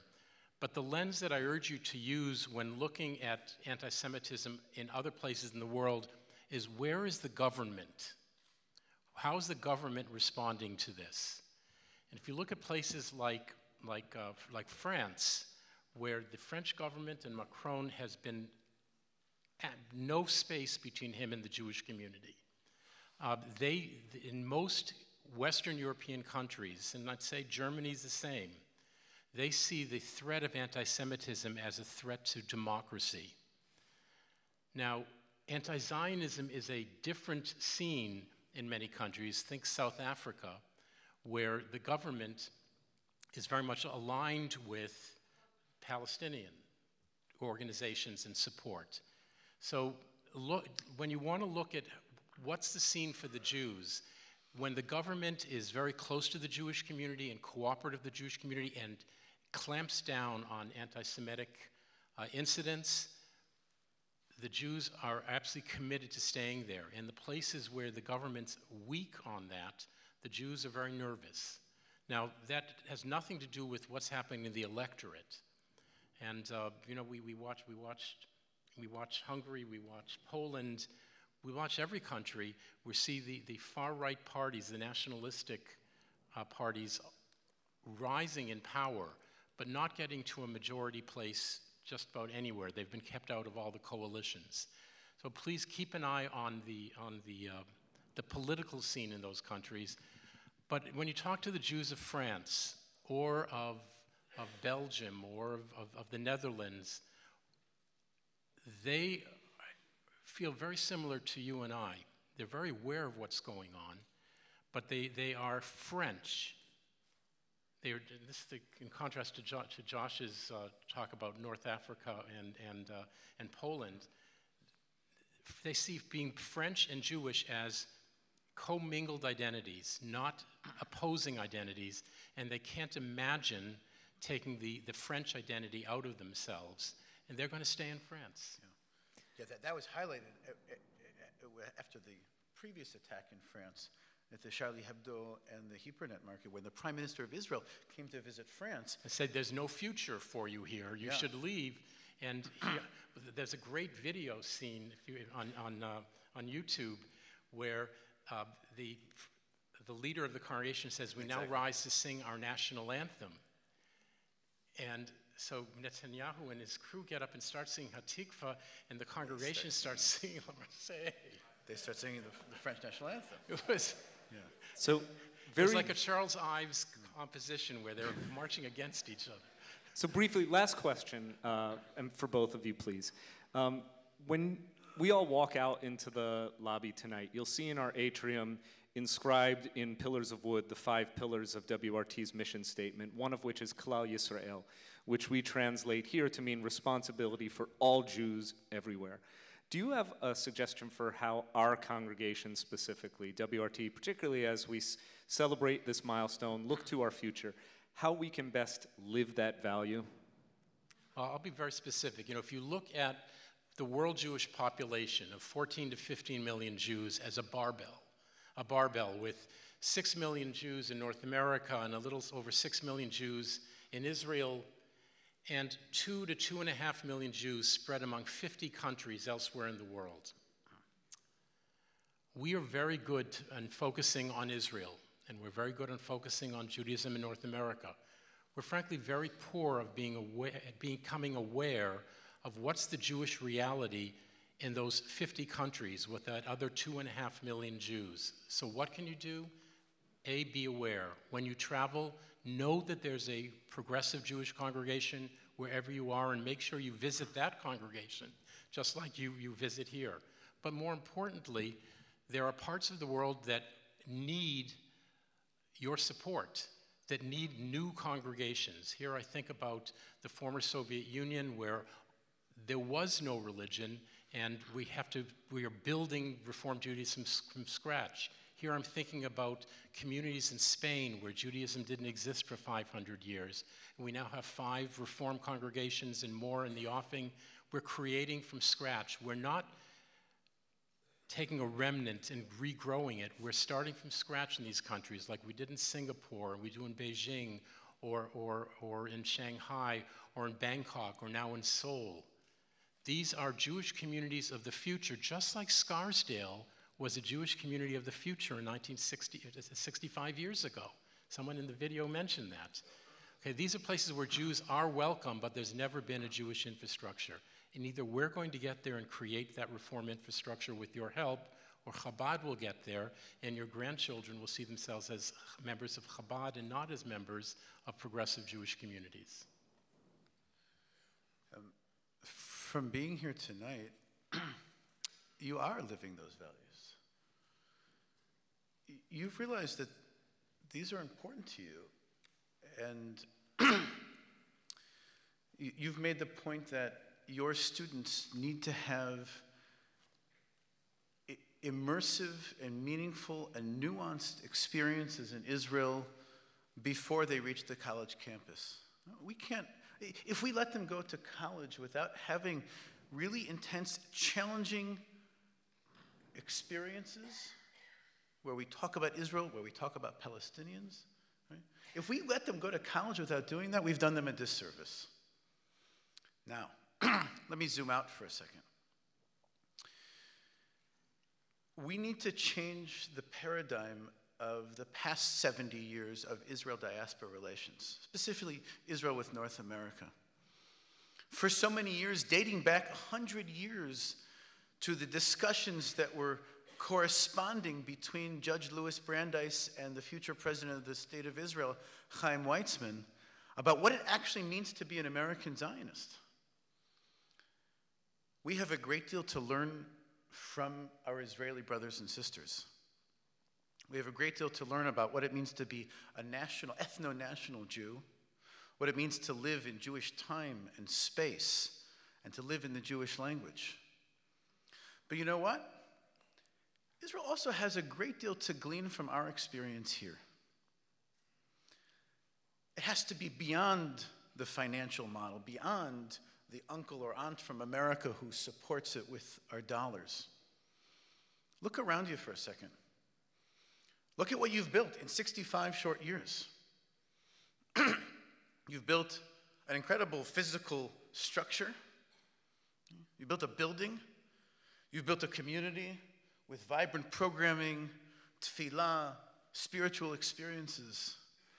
And I'm going to venture a guess that you did that without government support.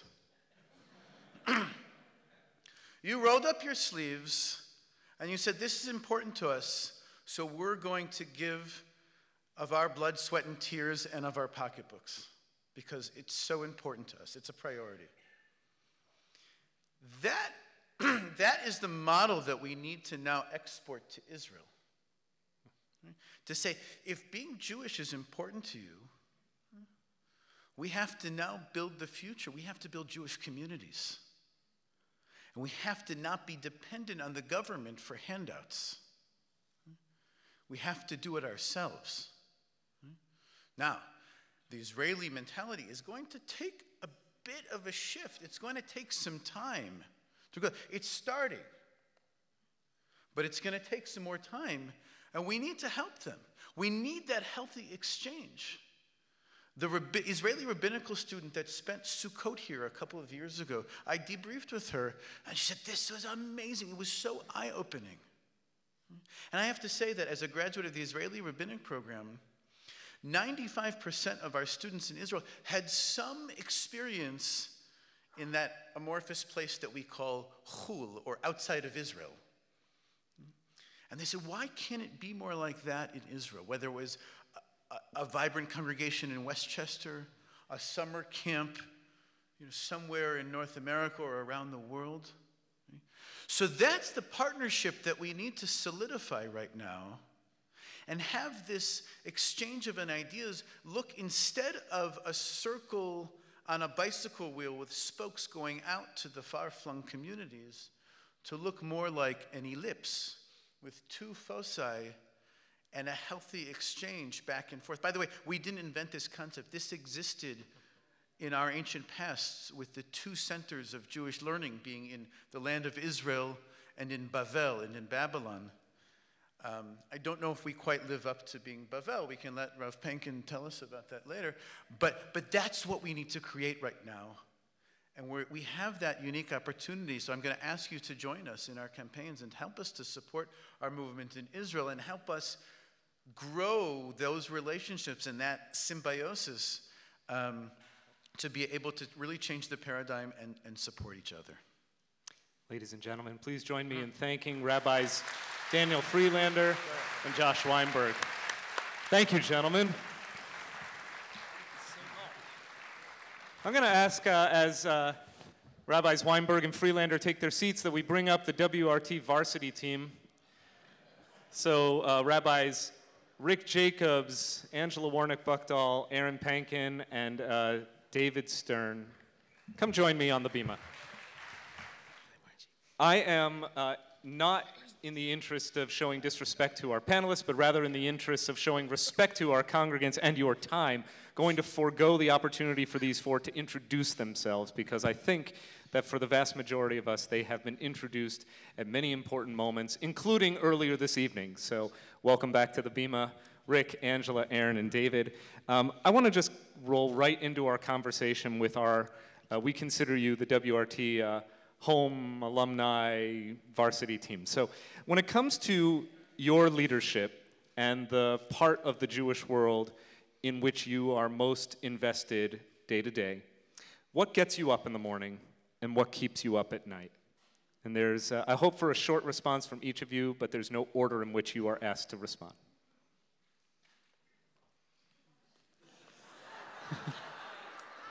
Do you know what we used to do in staff meetings when we were not wanting to do it? We would all just go like that. Yeah. Not for Rick, you're on.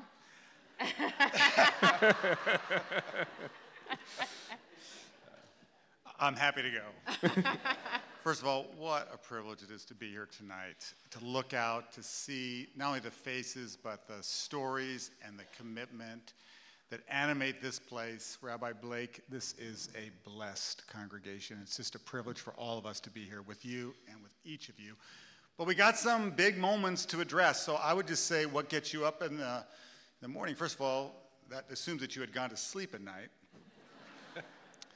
But what gets me up in the morning is that this is our moment. This is the moment when, frankly, around the world, as you heard from Rabbi Freelander, from Rabbi Weinberg, there is a hunger. People are longing to feel a sense of deeper purpose and meaning. And that's in Tel Aviv, it's in Las Cruces, New Mexico, it's in Minsk, it's in Beijing. And we actually have to be not only ready, but we have to be actively growing who we are, where we are, and how we connect to not just the next generation, which we talk about endlessly and do very little about, but to think about how we can reboot the Jewish tradition as it has been rebooted over and over again. So what gets me up in the morning is we have one of the most extraordinary opportunities. And if I could just look across this incredible row, we have such vitality in our movement. People always talk about all the kvetching, all the places where it's not working so well.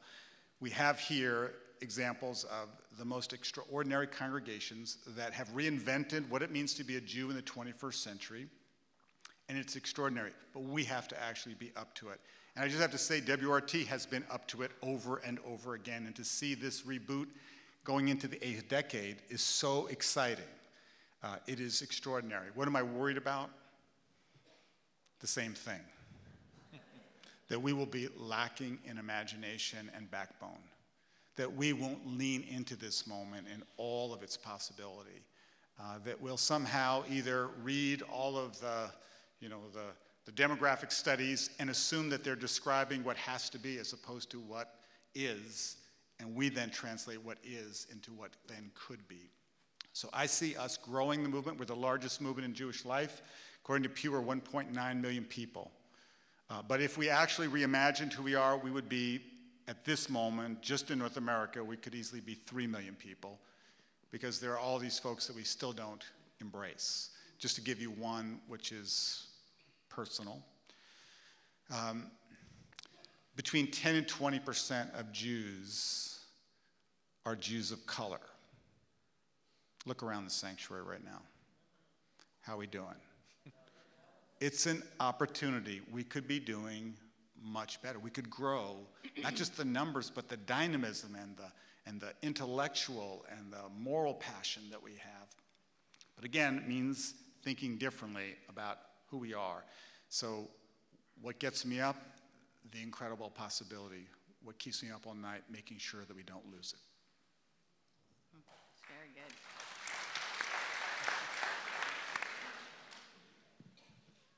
I feel like it's been some very depressing times, and every time you open up the newspaper, I feel like you only read bad news. I feel like I'm seeing with our kids an unbelievably kind of epidemic level of anxiety and depression, and in our adults, and it has been a really challenging time politically, but it just seems like hard.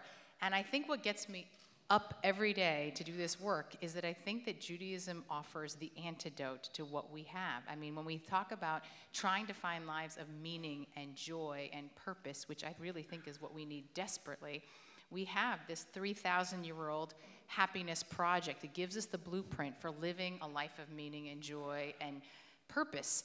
And I think what keeps me up at night is that our Jews are not actually looking for it in Judaism. They're seeking answers to the things that are bringing them down, and they're not necessarily looking to Judaism. They're looking to, I guess, Soul Cycle and yoga and therapy, all of these things, very important, good things to do. But we have not yet figured out a way to help people understand what their true inheritance is. And so I guess that's what keeps me up at night and also what gets me going in the day. So I want to just say it's kind of weird not to be talking about Jonah.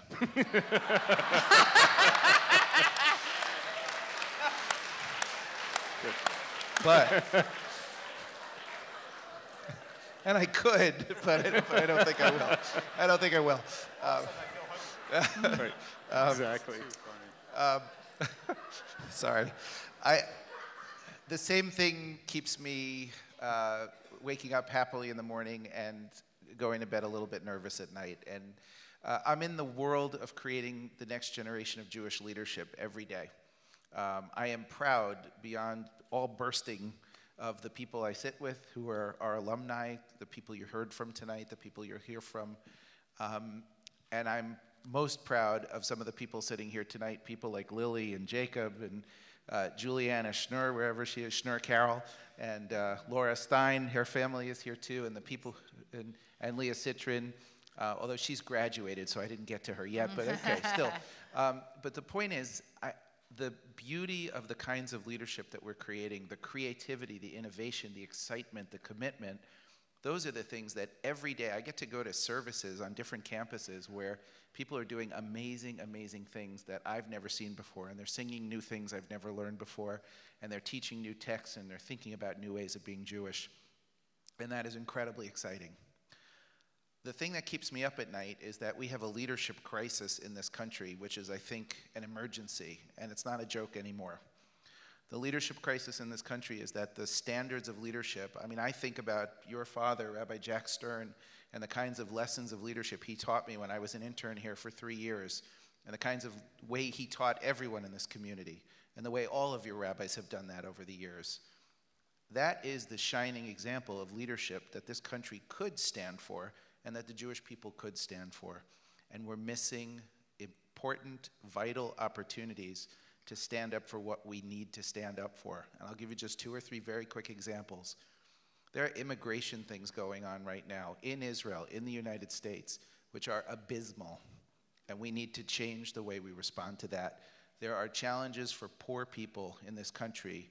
There are challenges for Palestinians in the state of Israel and for poor Israelis that are awful. And the reality here is if we are to live up to our tradition, I will sleep a lot better, because that is what keeps me up at night, every night, and we have to do more than we have been doing.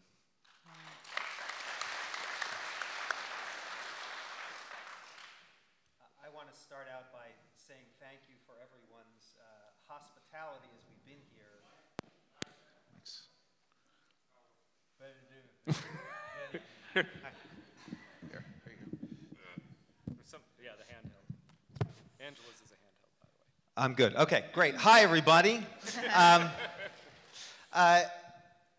It is a really moving experience to be in this space at any time, especially on this occasion of anniversary, Dad's yard site, to be here with my aunts and uncles, Steve and Gail Rudin and Jeff and Donna Lakin, who had to leave.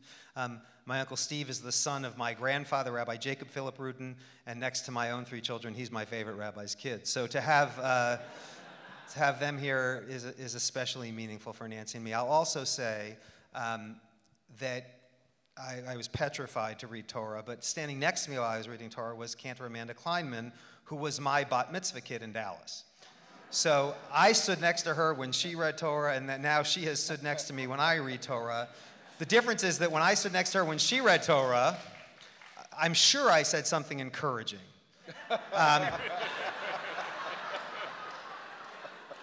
As the first syllable was about to come out of my mouth, she whispered to me, "It's not too late to back out."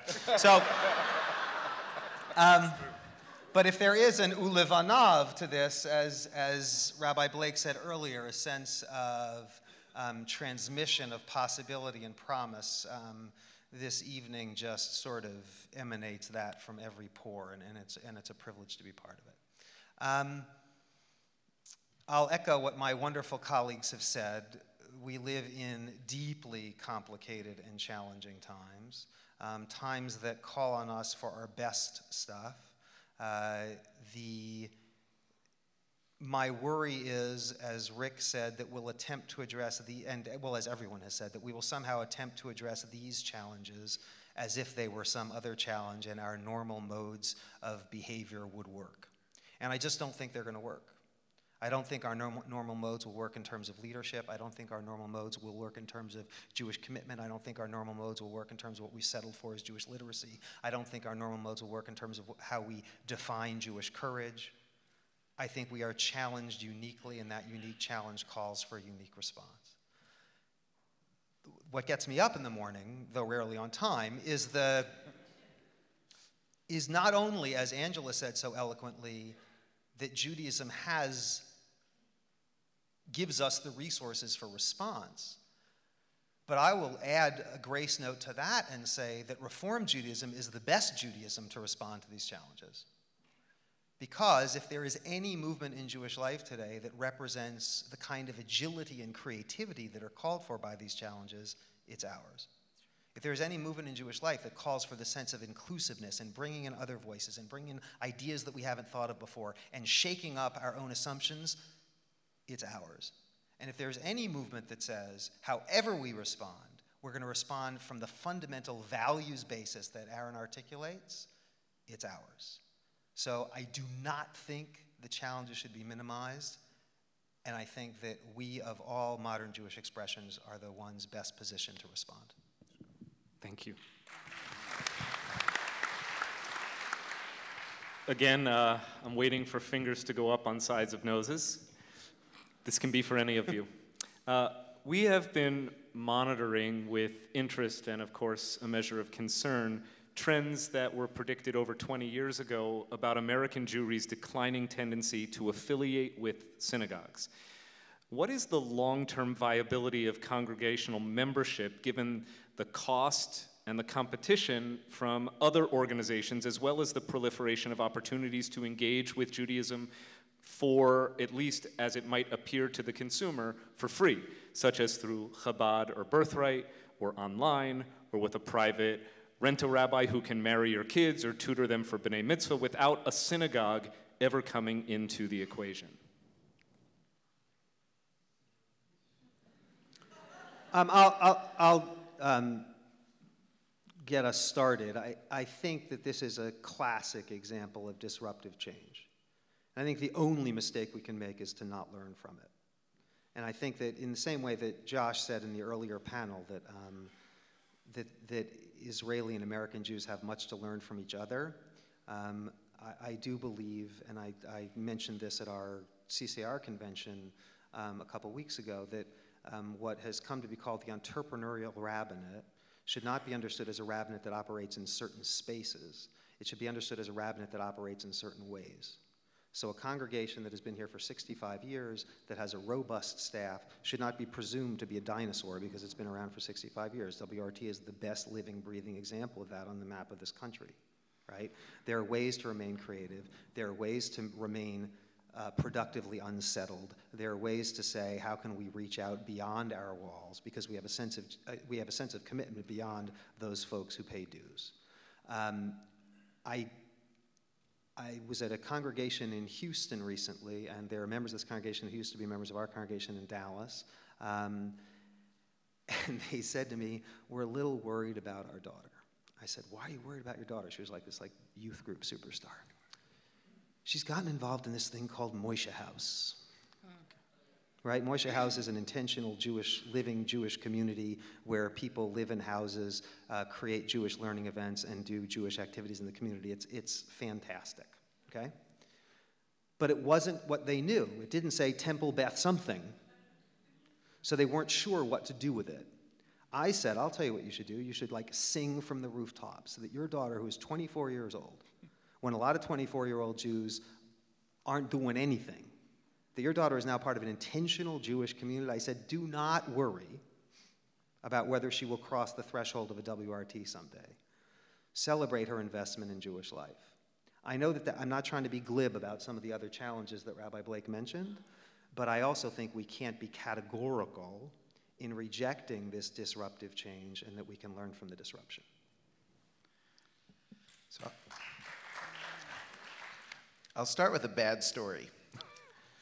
The bad story goes like this. A rabbi I know in the Bay Area said to me that she had a congregant come to her and say, "Rabbi, we've been rethinking our membership in the congregation. You know, we go to the country club a lot more, and we spend a lot more time there. And when it comes to sort of comparing what we pay to the country club, we're paying about the same for the synagogue or something. It must be a very cheap country club is all I can say. But, yeah, seriously. Yeah. So I'm not going to tell you where it is because we don't want to create a run. But there's more food on Friday nights. That's right, that's right. So comparing the two, you know, we just really compared our usage of these two places. And in the end, we're deciding to go with the country club. To which my alumna said to the person who stated this to her, well, I hope the tennis pro does a whomping funeral for your parents. And I tell you that story because it's disturbing, because what it says is we place a value on everything. And there's a real value to community. If you think about the kinds of experiences you have when you're in synagogue, the kind of person you aim to become, the kinds of models that are put in front of your kids, the kinds of lessons, the beauty of Jewish tradition that's shared with you. How can that possibly compare? And on a certain level, when somebody doesn't get it, they're not going to get it. And I'm sad for them. And I wish they did get it, but I'm sad that they don't get it. So then the question becomes, for us who are involved, how do we express the beauty of this community, whether we're clergy, whether we're lay leaders, whether we're children in the religious school, whoever we happen to be, how do we take that beauty and show it to other people and explain it to other people and bring them into this community? And in my experience, and I speak in probably like 40 or 50 synagogues a year now, all over the world, what I find is there are some congregations who know how to express that, and they know how to show the beauty of what it means. And you walk into those congregations and you go, this is the way it's supposed to be. It's beautiful, it's meaningful, it matters. And there are other congregations that don't quite get it. And I think that there probably will be, and this is a little Darwinistic, I understand, but Darwinian, I think there's probably going to be a shifting of some of the congregations that really get it are going to survive and thrive, and some congregations probably need maybe to go away or to merge or to do other things or reinvigorate themselves. And I think we're in a moment, as David has rightfully expressed, we're in a moment when disruption is taking place. Last thing I want to say about this is I think there are a million great experiments. Moishe House is one of them. I've got a student who runs something called Brooklyn Jews, and it started off with a couple of people. They now have 1,200 people doing Rosh Hashanah in Prospect Park every year. I've got another woman who started basically a mikveh in Brooklyn where they do hundreds of immersions and they do all sorts of educational programs. I've got folks all over the country who've graduated from HUC who are trying new things in exciting new ways. And I think what's great about that is that those exciting people are going to create great communities. Some of them will be synagogues, some of them will be other things, and we probably have to look at a lot of different possible models and see where we can go. But let's be innovative, let's be creative, let's experiment, and let's see what happens. And I have tremendous confidence in the Jewish people. Everywhere we've been in history, we've tried something new, and we've made a great new community, and we've done it again and again, and we can do it now. So I'm deeply excited by a lot of the kind of innovative, non-traditional synagogue models that are out there, and I want to support them, and I hope they continue to thrive. But I also want to make the case for traditional, institutional Judaism, including synagogues, and I do not think they're dead. Central Synagogue next year will be 180 years old. It's quite old. And we are in a position which I know is rare, but I don't think is impossible for congregations to do. We're now the largest synagogue in the city, and we have a 700 family wait list for membership. It is extraordinary that we have over 250,000 people that watch us on live streaming over the high holidays. And this year, with almost no promotion or asking for it, we had 600 live streamers make donations to the synagogue at the high holidays, including $10,000 gift from someone in Buffalo who just said, "You're my synagogue." So it is, I think that, I'm not saying that just to try to, I think what do institutions that are like traditional brick and mortar synagogues needing to do? On the one hand, I think we have to remind ourselves of what is our purpose and reason for being. And I don't think it's to have kind of like a gimmick Shabbat or try to be something that the other institutions, especially in a place like Westchester or New York, that other institutions can do really well. So we focused on worship because you can get a lot of other things in the city well, but really great worship, you're pretty much only going to get that in a synagogue, or that's a great place to do it.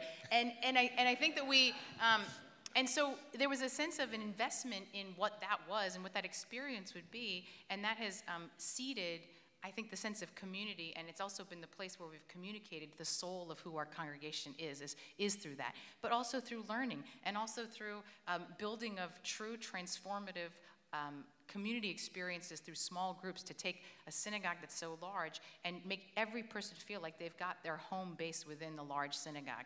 So these are the kinds of things that actually people, it doesn't matter what century you're in, they are always seeking that. And so when you invest in that, in your core, I think that is key. I think the other thing is to remind ourselves, a lot of times people say, this is a good program for a synagogue, or this is going to be this is good enough learning for a synagogue.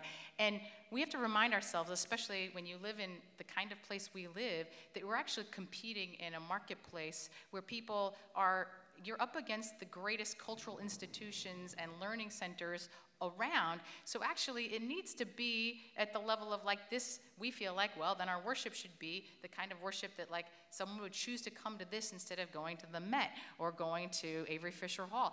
And I think we have to say, if this is going to be at that quality, they see this quality everywhere else they go in their lives, why shouldn't their synagogue be at the same quality of everything else they get? We should invest in that. And I think because we have seen the result of that in terms of just a full sanctuary every Friday night with people kind of joining us and wanting to be part of it. So I think that this is just one small piece, and I learned these lessons here at WRT. And I would just say that we need to not lose sight of the fact that actually our synagogues can still actually be the thriving centers of innovation and change and community for our future.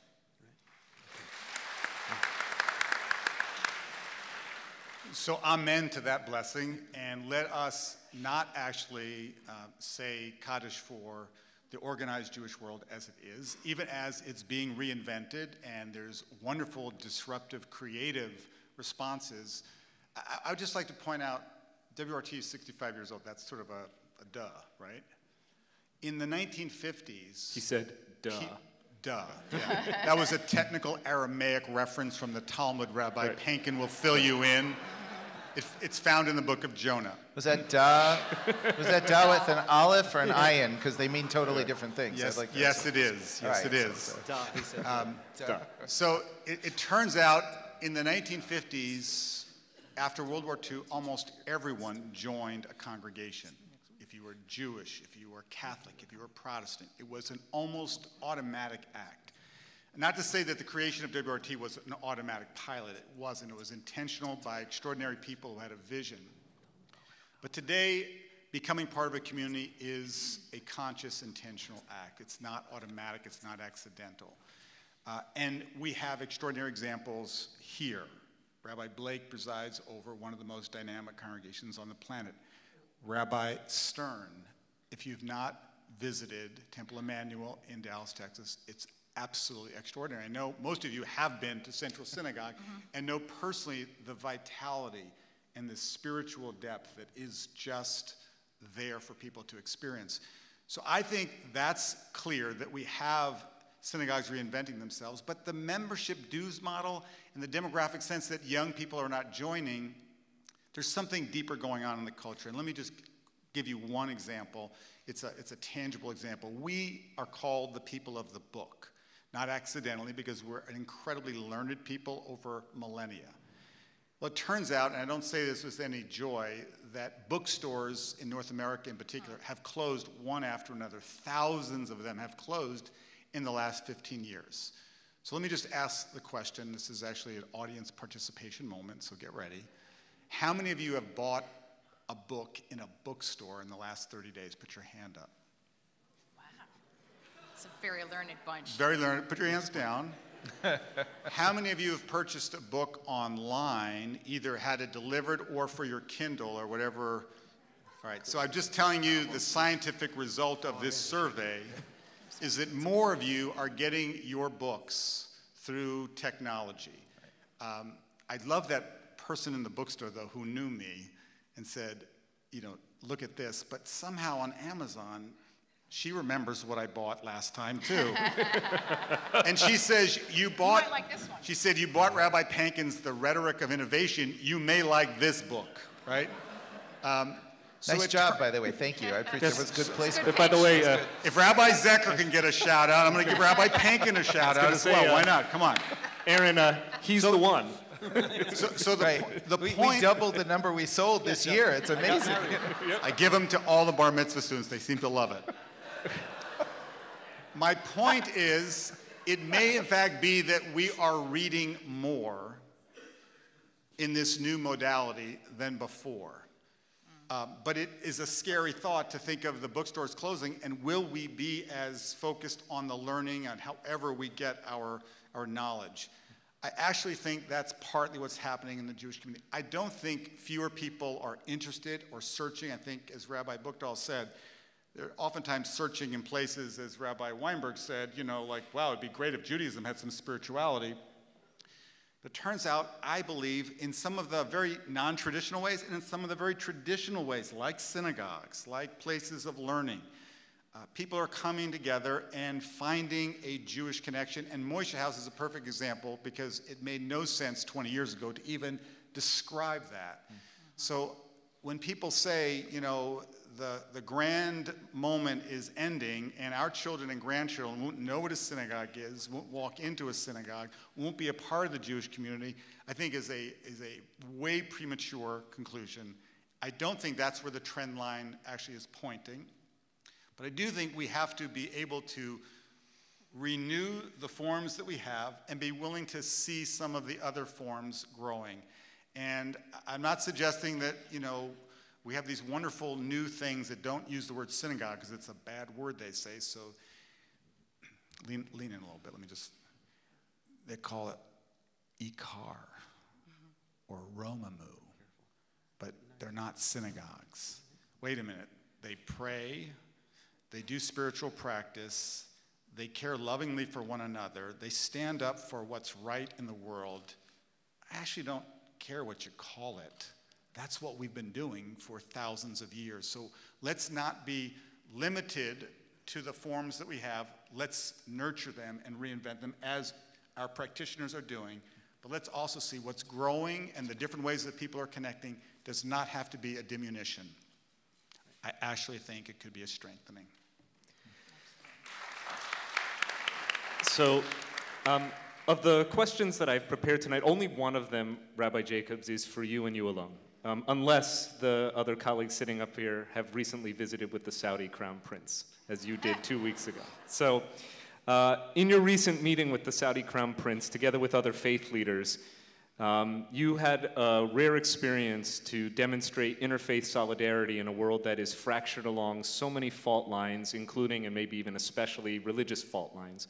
What did you glean from that conversation, and do you believe, and I think this is especially meaningful if we have other Christian or Muslim clergy here tonight. I saw Reverend Schurz. Are other colleagues from the Scarsdale-Hartsdale Interfaith Clergy Association here? You know, a few of them we might greet tomorrow when we worship at the Scarsdale Congregational Church. Do you believe that faith is more of a unifying or a dividing force in our world? So, do you have any hard ones there? You got? Is that all you got? Is that all you got? That's all I got. It's in, the answer, by the way, is in the rhetoric of innovation. We can work with that. So first of all, it was an extraordinary opportunity 2 days before Pesach to go to the Plaza Hotel where the Crown Prince had purchased the whole hotel for his entourage. Temporarily. Temporarily, yeah, right. for the several days because they had to keep the security extraordinarily tight. Right, exactly. First, on a slightly humorous note, 2 days before Pesach, you know, the head of the OU, the Orthodox Union, was there, Alan Fagan, and, you know, he looked frazzled because I'm sure the koshering of the universe is a very demanding thing. I mean, you could get nervous about what it's like to cashier your house, but this guy's cashiering the cosmos, okay?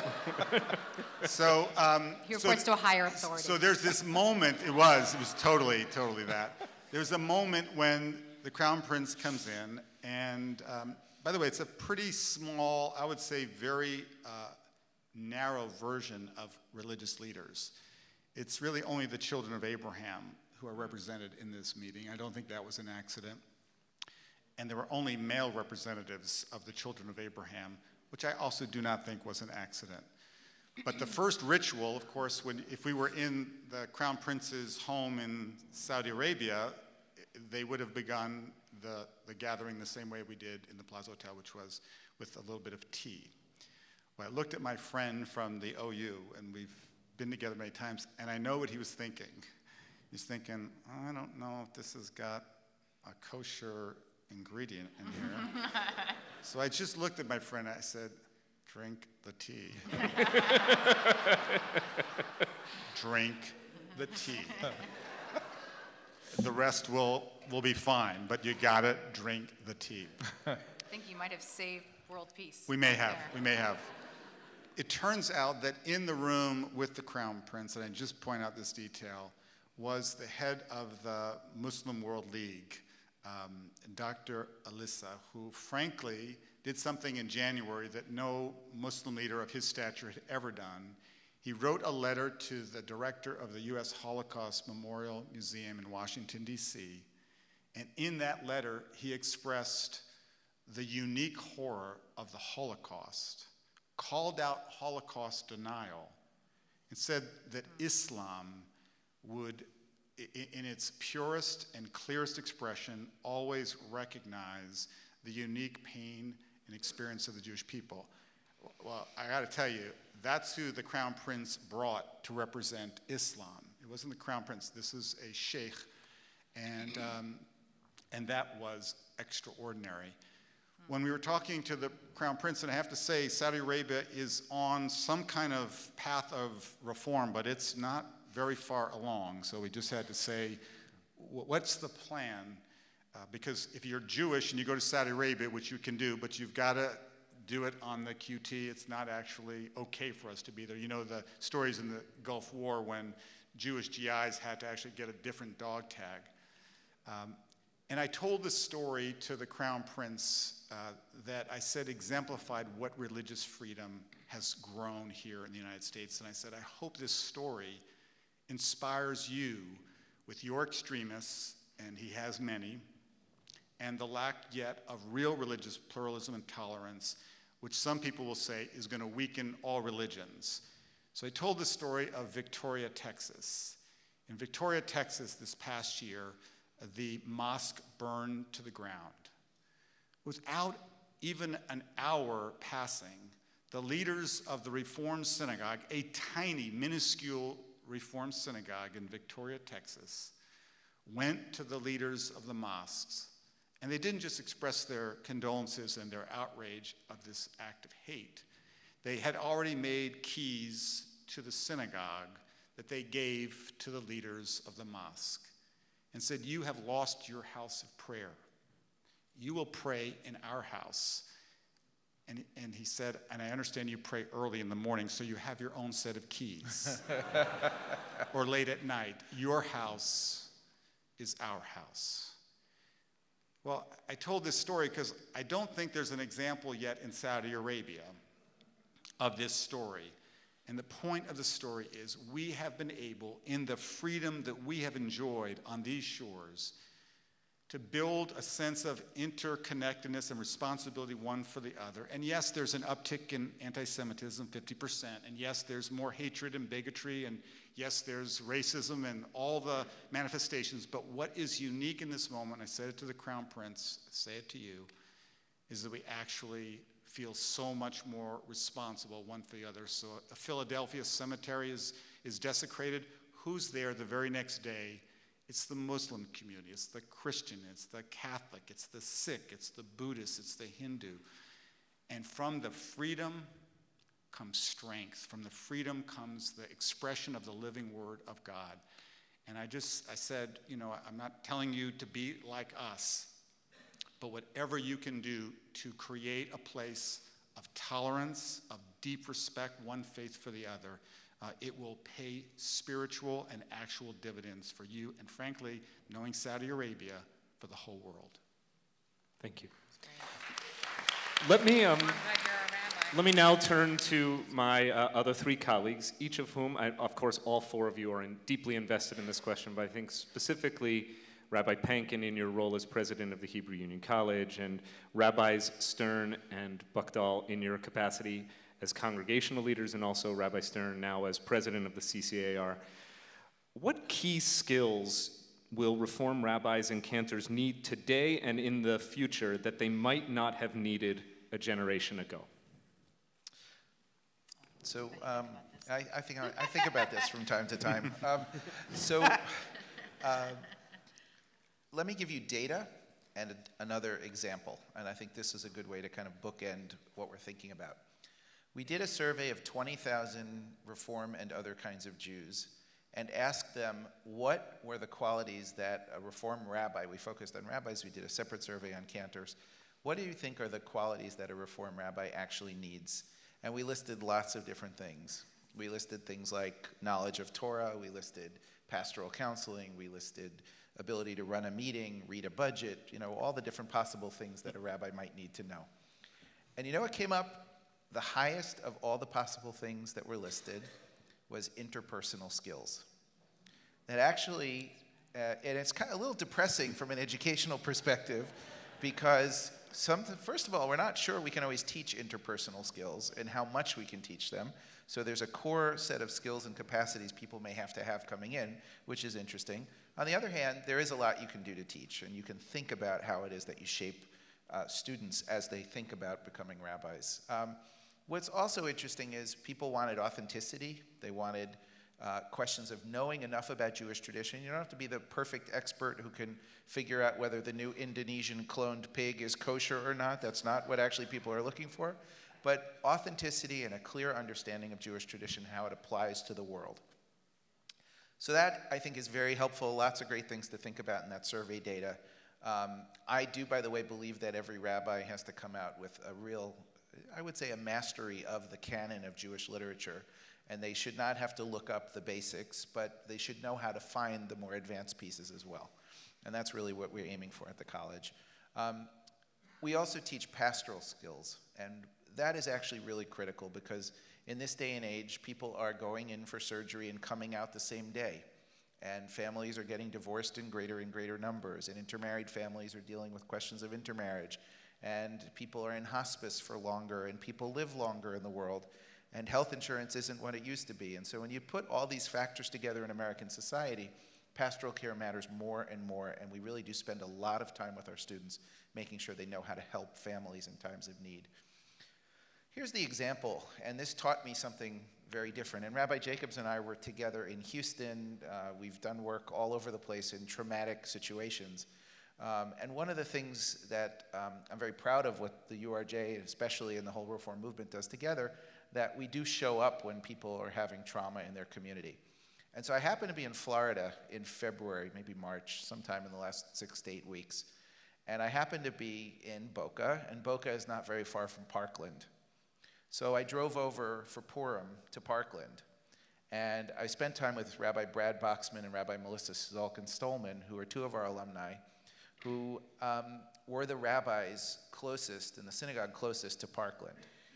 And what happened was an amazing story that hasn't really gotten out there, but I'll share it with you quickly. What happened was, while the shooting was taking place, a large number of kids were able to actually run out of the building. And being out of the building was great because you were not around the shooting anymore, but they needed to go somewhere that was safe. So 45 or so Jewish and non-Jewish kids ran right to Kol Tikva, the Reform synagogue, about 3/4 of a mile away from Parkland.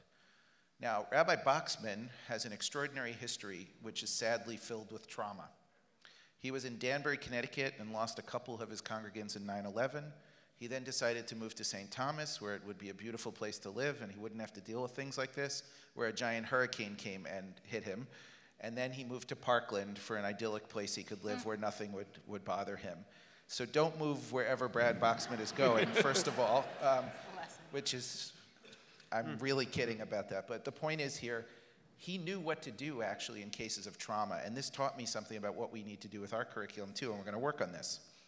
He, within 3 hours, 4 hours of the shooting, he was, first of all, when the kids started showing up, 45 of them, he showed up in the congregation and he sat with them and just was with them. And he had his whole staff there, and he brought psychologists from his congregation. He called all the psychologists he knew and he said, come to the synagogue and be with these kids. And he just created a safe environment for them to recover to whatever extent they could over the course of that time. In the meantime, they called every one of their congregants, all 500 or so of their congregational families, and they said, has your kid been involved? Do you know where your kid is? What can we do for you? Do you need us to bring you anything? Whatever it happens to be. And he reached out to every one of them because he learned how to do that in 9/11 in Danbury when he called all of his congregants to see if they had been affected. And then, this is the most amazing part, within 24 hours, he chartered a bus and he took a full busload of his kids to Tallahassee to begin the process immediately of lobbying for changes to the gun laws in Florida. And that, to me, is a perfect example of taking care of the people in your congregation, meeting their needs, reaching out to them in ways that are meaningful and important at critical moments, and not just sitting idly by while things are happening in the world. The Torah says, do not sit idly by while your neighbor bleeds. And that's the kind of thing that I think all of our rabbis really need to do. And I don't want to teach about trauma, but when I look around at what's happening in America now, I think we really have to, and it's a really important thing for us to consider.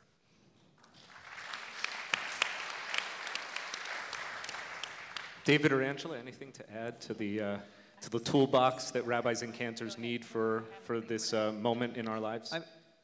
Just to underscore and to make sure that we're all understanding interpersonal skills in as broad and nuanced a way as Rabbi Pankin is describing, I think it connects directly to our earlier talk of a synagogue being a place of... I'll tell you the WRT story that I always tell in Dallas. So when I was in confirmation class here during the Abraham Lincoln administration, okay, it was 1976. When I was in confirmation class here in 1976, there were 40 kids in our confirmation class. 38 of us went to Scarsdale High School. 2 went to Edgemont.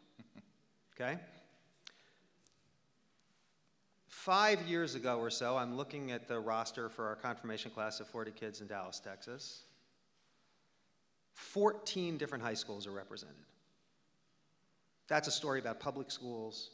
That's a story about Jewish affluence in private schools. That's a story about educational, that's a story about a lot of things, right? But Westchester Reformed Temple in 1976 could in some ways be the mirror to an existing community. The kids who saw each other on Sunday mornings had seen each other at least 5 other days that week. The people who saw each other at the Oneg Shabbat on Friday nights in 1976, the odds are that was not the first time they had seen each other that week.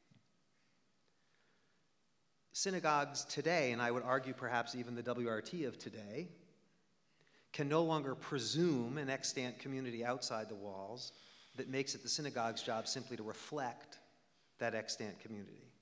Synagogues now have to be in the job of creating community, not just mirroring it. So when we talk about interpersonal skills, and when I hear Aaron speak about this in this and other settings, what I'm hearing is not just, and this is not a small thing, my father's great gift, remembering somebody's name, and not, I don't mean to minimize any of these things, not simply being a compassionate presence in their time of need, but understanding that if a synagogue, and this goes to what Angela was saying too, it's not about whether the institution has existed for X number of years, and it's not about whether it has walls, it's about what we do within the walls. And I think that if I were to chime in on what skills we would want the rabbi or cantor of the future to have, it would be to understand the fundamental link between spiritual meaning and human connection. If we talk about that as a skill set, we can talk about interpersonal skills. But it's really about for me, it's about recognizing the value of the interpersonal. Beautiful. So my daughter's becoming bat mitzvah in 2 weeks, which I can't believe because she wasn't even walking when I left WRT. That's dating me here. So I'm actually going to borrow from her Devar Torah because you're not going to be there, I don't think, on Saturday. But she has Kiddushim in which it talks about... Wait, she showed it to you? She did show it to me. Barely. But one piece of this is around loving your neighbor as yourself. And she's a 13-year-old middle school girl. And she said, and she talks about, what if it's really hard to love yourself? What if you don't love yourself enough? And I live in a time where people find it very hard they compare themselves in all these different ways. And then, so what does that do to that commandment? I say this in the context of everything, because what my esteemed colleagues have already said are brilliant, and I just want to agree. But if we're going to talk about how do you develop interpersonal skills, I think it has to begin with yourself. So when I talk to a rabbinic student, they ask me, what's the most important thing for me to learn? I say, who you are. Because it ultimately comes down to character and your ability to know who you are and how you center yourself and what you stand for. And I'll share one story. Rabbi Penkin and I were in the same graduate fellowship program, and we had this leadership guru who would come. It's really hard to teach leadership, but this guru would come and he would mostly put most people into therapy after he would work with them. And anyway, he did this exercise with me. I'm not even sure Aaron remembers this, but it was seared into my memory. He did not know that I was a singer. It was not about being a singer, but he had my group of 15 people sitting in a circle, and he said, Angela, I want you to get in front of this group, and I want you to sing their song just on La. And I was like, I don't know exactly what you're talking about, but okay. So I started just singing la, la, la, la, la, and then I kind of closed my eyes, and I went into myself, and he stopped me. And he goes, stop. You're singing your song. I want you to sing their song. And I said, okay. And so it was awkward, and I was feeling uncomfortable, but then some veil fell down, and I was just looking at each of my classmates, and I felt somehow the energy of who they were, and it was something magical transpired, and I felt like I was able to take who they were and transmit it into something just on La. And I kind of went around the circle, and at the end of it, we took, like, we're silent, and we took a moment, and I was feeling a little bit like my adrenaline was pumping, and then I immediately started saying, wow, that was kind of amazing. At first I didn't know what to do, and then I started to feel something, and then the guru was like, stop talking. He's like, Angela, you just held the room.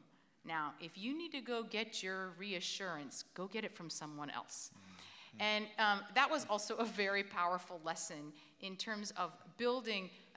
They say about people who become rabbis, we're people who need to be needed. And I think that's actually not a terribly bad thing, but I think it can be also worrisome. So he also taught me about the fact that we also need to make sure that we're whole people, that we have systems of support, that we can also love the people that we're with, and we can need each other, and I think we do, but that also that it doesn't become that kind of need that makes us do the things that, or not stand for the things we need to as rabbis. So I would say that's the part that's hard to teach, but really needs to happen for the leaders to be the leaders they need to be. And I'll just chime in with a bookend to that and to what Aaron said in terms of the data that Aaron quoted. The CCR surveyed its members last year about a whole range of things in terms of trying to get a sense of what their experience is as rabbis in the world. And remember, our conference is about 2/3 congregational rabbis, about 1/3 rabbis serving in other settings. So we're talking about rabbis across a diversity of settings. The top of line, single most salient conclusion of this survey was the sense of loneliness and isolation of the rabbi. So if you put that together with the survey that says that rabbis need an aptitude at the interpersonal, you put that together with what Angela just so beautifully described about one's own song and the song of the other, and you see the importance of this work that we're all trying to do. I want to throw in one other really quick idea. Thank you. I love, you guys should come teach at the college. That's all I can say. I'm going to work on that. Anyway, one other thing I think is really important to point out. Our world has changed radically in a lot of different ways. We take it entirely for granted, but 15 years ago, we did not have data ports of, smartphones in our pocket. We didn't look at things that went very quickly. We didn't look at Facebook. It didn't exist. Things like this have changed radically the way we do things. one of the other things we have to think about is how to function in the new world. And in many ways, we're kind of immigrants to a new world. You know, our kids grew up in the new world, maybe, but we are immigrants to this new world, and we have to figure out how to communicate in that new world. A mailed, printed temple bulletin is probably not the way to go these days. The question of how rabbis, cantors, educators, Jewish nonprofit management professionals, how do they communicate with the people around them, and how do we get beyond, and we are working on this quite hard right now at the college, how do we get beyond the idea of homiletics, like we're going to give a 3-point sermon. We spent a lot of time in the last 70 years teaching people how to give sermons. I'm pretty sure sermons are probably one of the least effective ways of reaching people beyond the doors of your synagogue. And so we've got to think about new ways to actually put that into effect. This congregation does it beautifully. There are many other places that do it well, but there's a lot more we can learn and a lot more we have to think about in that. So I would just like to offer a thought in memory of Rabbi Jack Stern, Jr., of blessed memory, on this yard site. First of all, wherever the giants of the soul are gathered in the universe, Rabbi Stern is smiling with such love and pride at this circle of leadership and these disciples, David first among the disciples, who truly is the literal disciple, but all of us who feel so privileged. And I want to just agitate for a moment in Jack's memory. I think one of the things we're most missing in contemporary religious and spiritual leadership is anatomical, it's backbone. I think a rabbi with backbone and a voice and a vision can actually take quite a lot of hardship in this world. And when Rabbi Stern, in the last years of his life, when people would come up and say, you know, Rabbi Stern, so proud of you. You know, you were the rabbi who was marching, you know, for civil rights in the South, and you had such a courageous voice around the Vietnam War. Just so proud of you. And, you know, I just remember just taking note of Jack's response, which was, when I was doing those things, a whole lot of people who are now very proud of me weren't very proud of me then. So I would just ask the extraordinary congregation that is Westchester Reformed Temple and the congregation of the Central Synagogue and Temple Emmanuel and on, not to just allow rabbis to have backbone, but to do it, first of all, the way my colleagues described it. It's always backbone with love. It's backbone with relationship. But you know what? When you stand for something in the world, you don't only get cheers. And I think one of those things that we need so much right now in leadership isn't, you know, nuance and skill, which we need, and knowledge, of course, but it's the ability to actually take a principled stand in the world and hold your ground and not worry if a whole lot of people think you're out of your mind.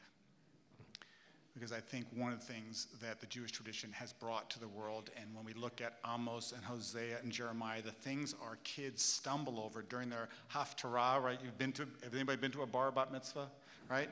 And they're choking on, you know, like how to get the poetic Hebrew out of their mouth.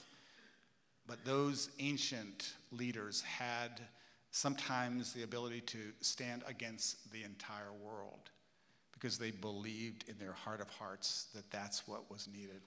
I'm not saying being difficult or just trying to get, you know, kind of a rise. I'm saying when our conscience and our tradition call us to stand in the world, that we allow for a community not to have always unanimity as the assumption that that means we can do something. So let's make sure to leave our rabbis the room and the grace and the love and the trust that sometimes they're going to take a principled stand that's not mine and it's not yours. But we need more rabbis and cantors and educators. And let's just say, and we'll talk more about this tomorrow night, lay leaders. And this congregation is flush with lay leaders who have the same exact sense of what the calling of being a Jewish leader is all about. And so if Rabbi Stern can be proud, it can be proud of everything that every one of his disciples are doing. And by the way, his disciples are all over the place. And as well, let's think about the things today that would have gotten the response that Rabbi Stern got for his sermons on civil rights, for his sermons against the war, for his sermons, and on and on. What are those things today that, please God, in 25 years, people say, oh, that was so great, Rabbi Blake, I'm so proud. And, you know, we'll remember, well, not everybody was so proud back in 2018, but let's make sure that we as a religious community encourage and allow leadership to lead. Thank you. So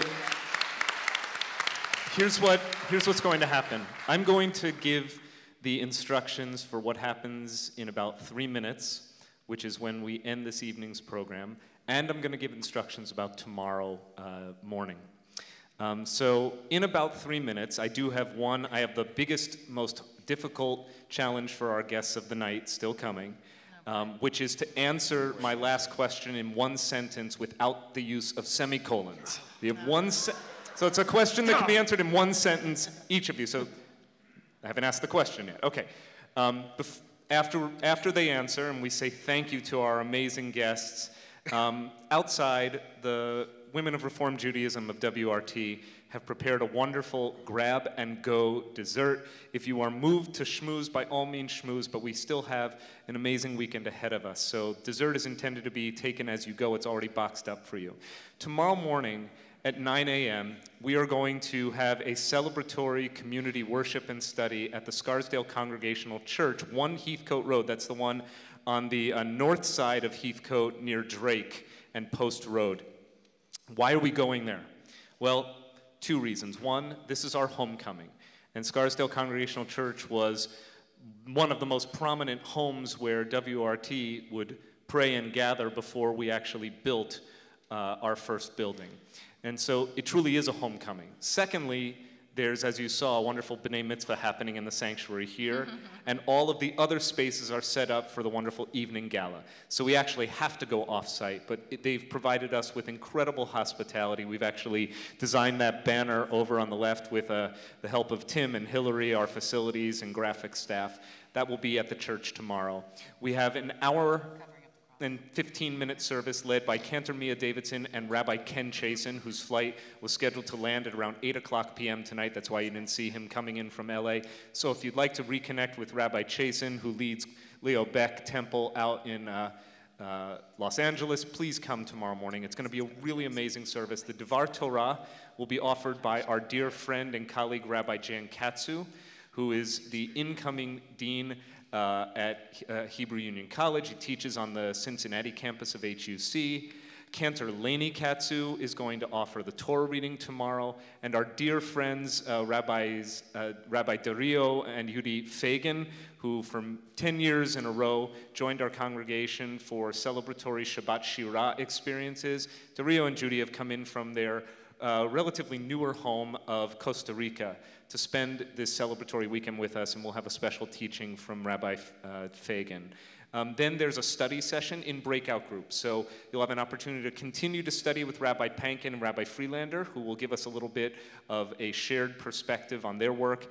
Rabbi Stern and Rabbi Chasen are going to give their own discussion, which is really all about how congregations and rabbis can do social action and social justice in environments of very varied political views.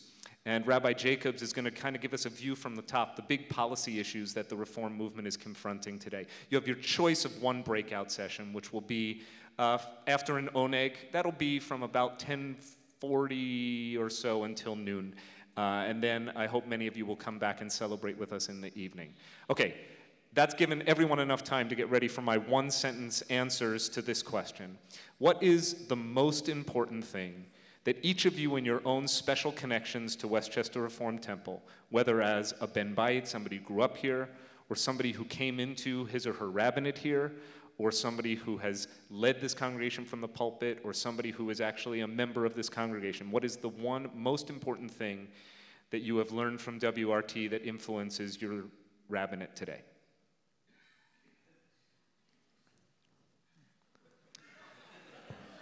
One sentence. I'll give you one word: humility. The beautiful potential of the partnership between lay leaders and clergy. Find your rabbi. integrity, integrity, and integrity in everything that is done.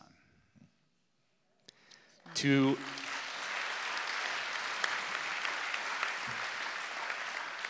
our guests, Rabbi Joshua Weinberg, Rabbi Daniel Freelander, Rabbi Rick Jacobs, Rabbi Angela Warnick-Buchdahl, Rabbi Aaron Pankin, Rabbi David Stern, please know the depth of our gratitude. Shabbat Shalom. Thank you. Shabbat Shalom. Shabbat Shalom.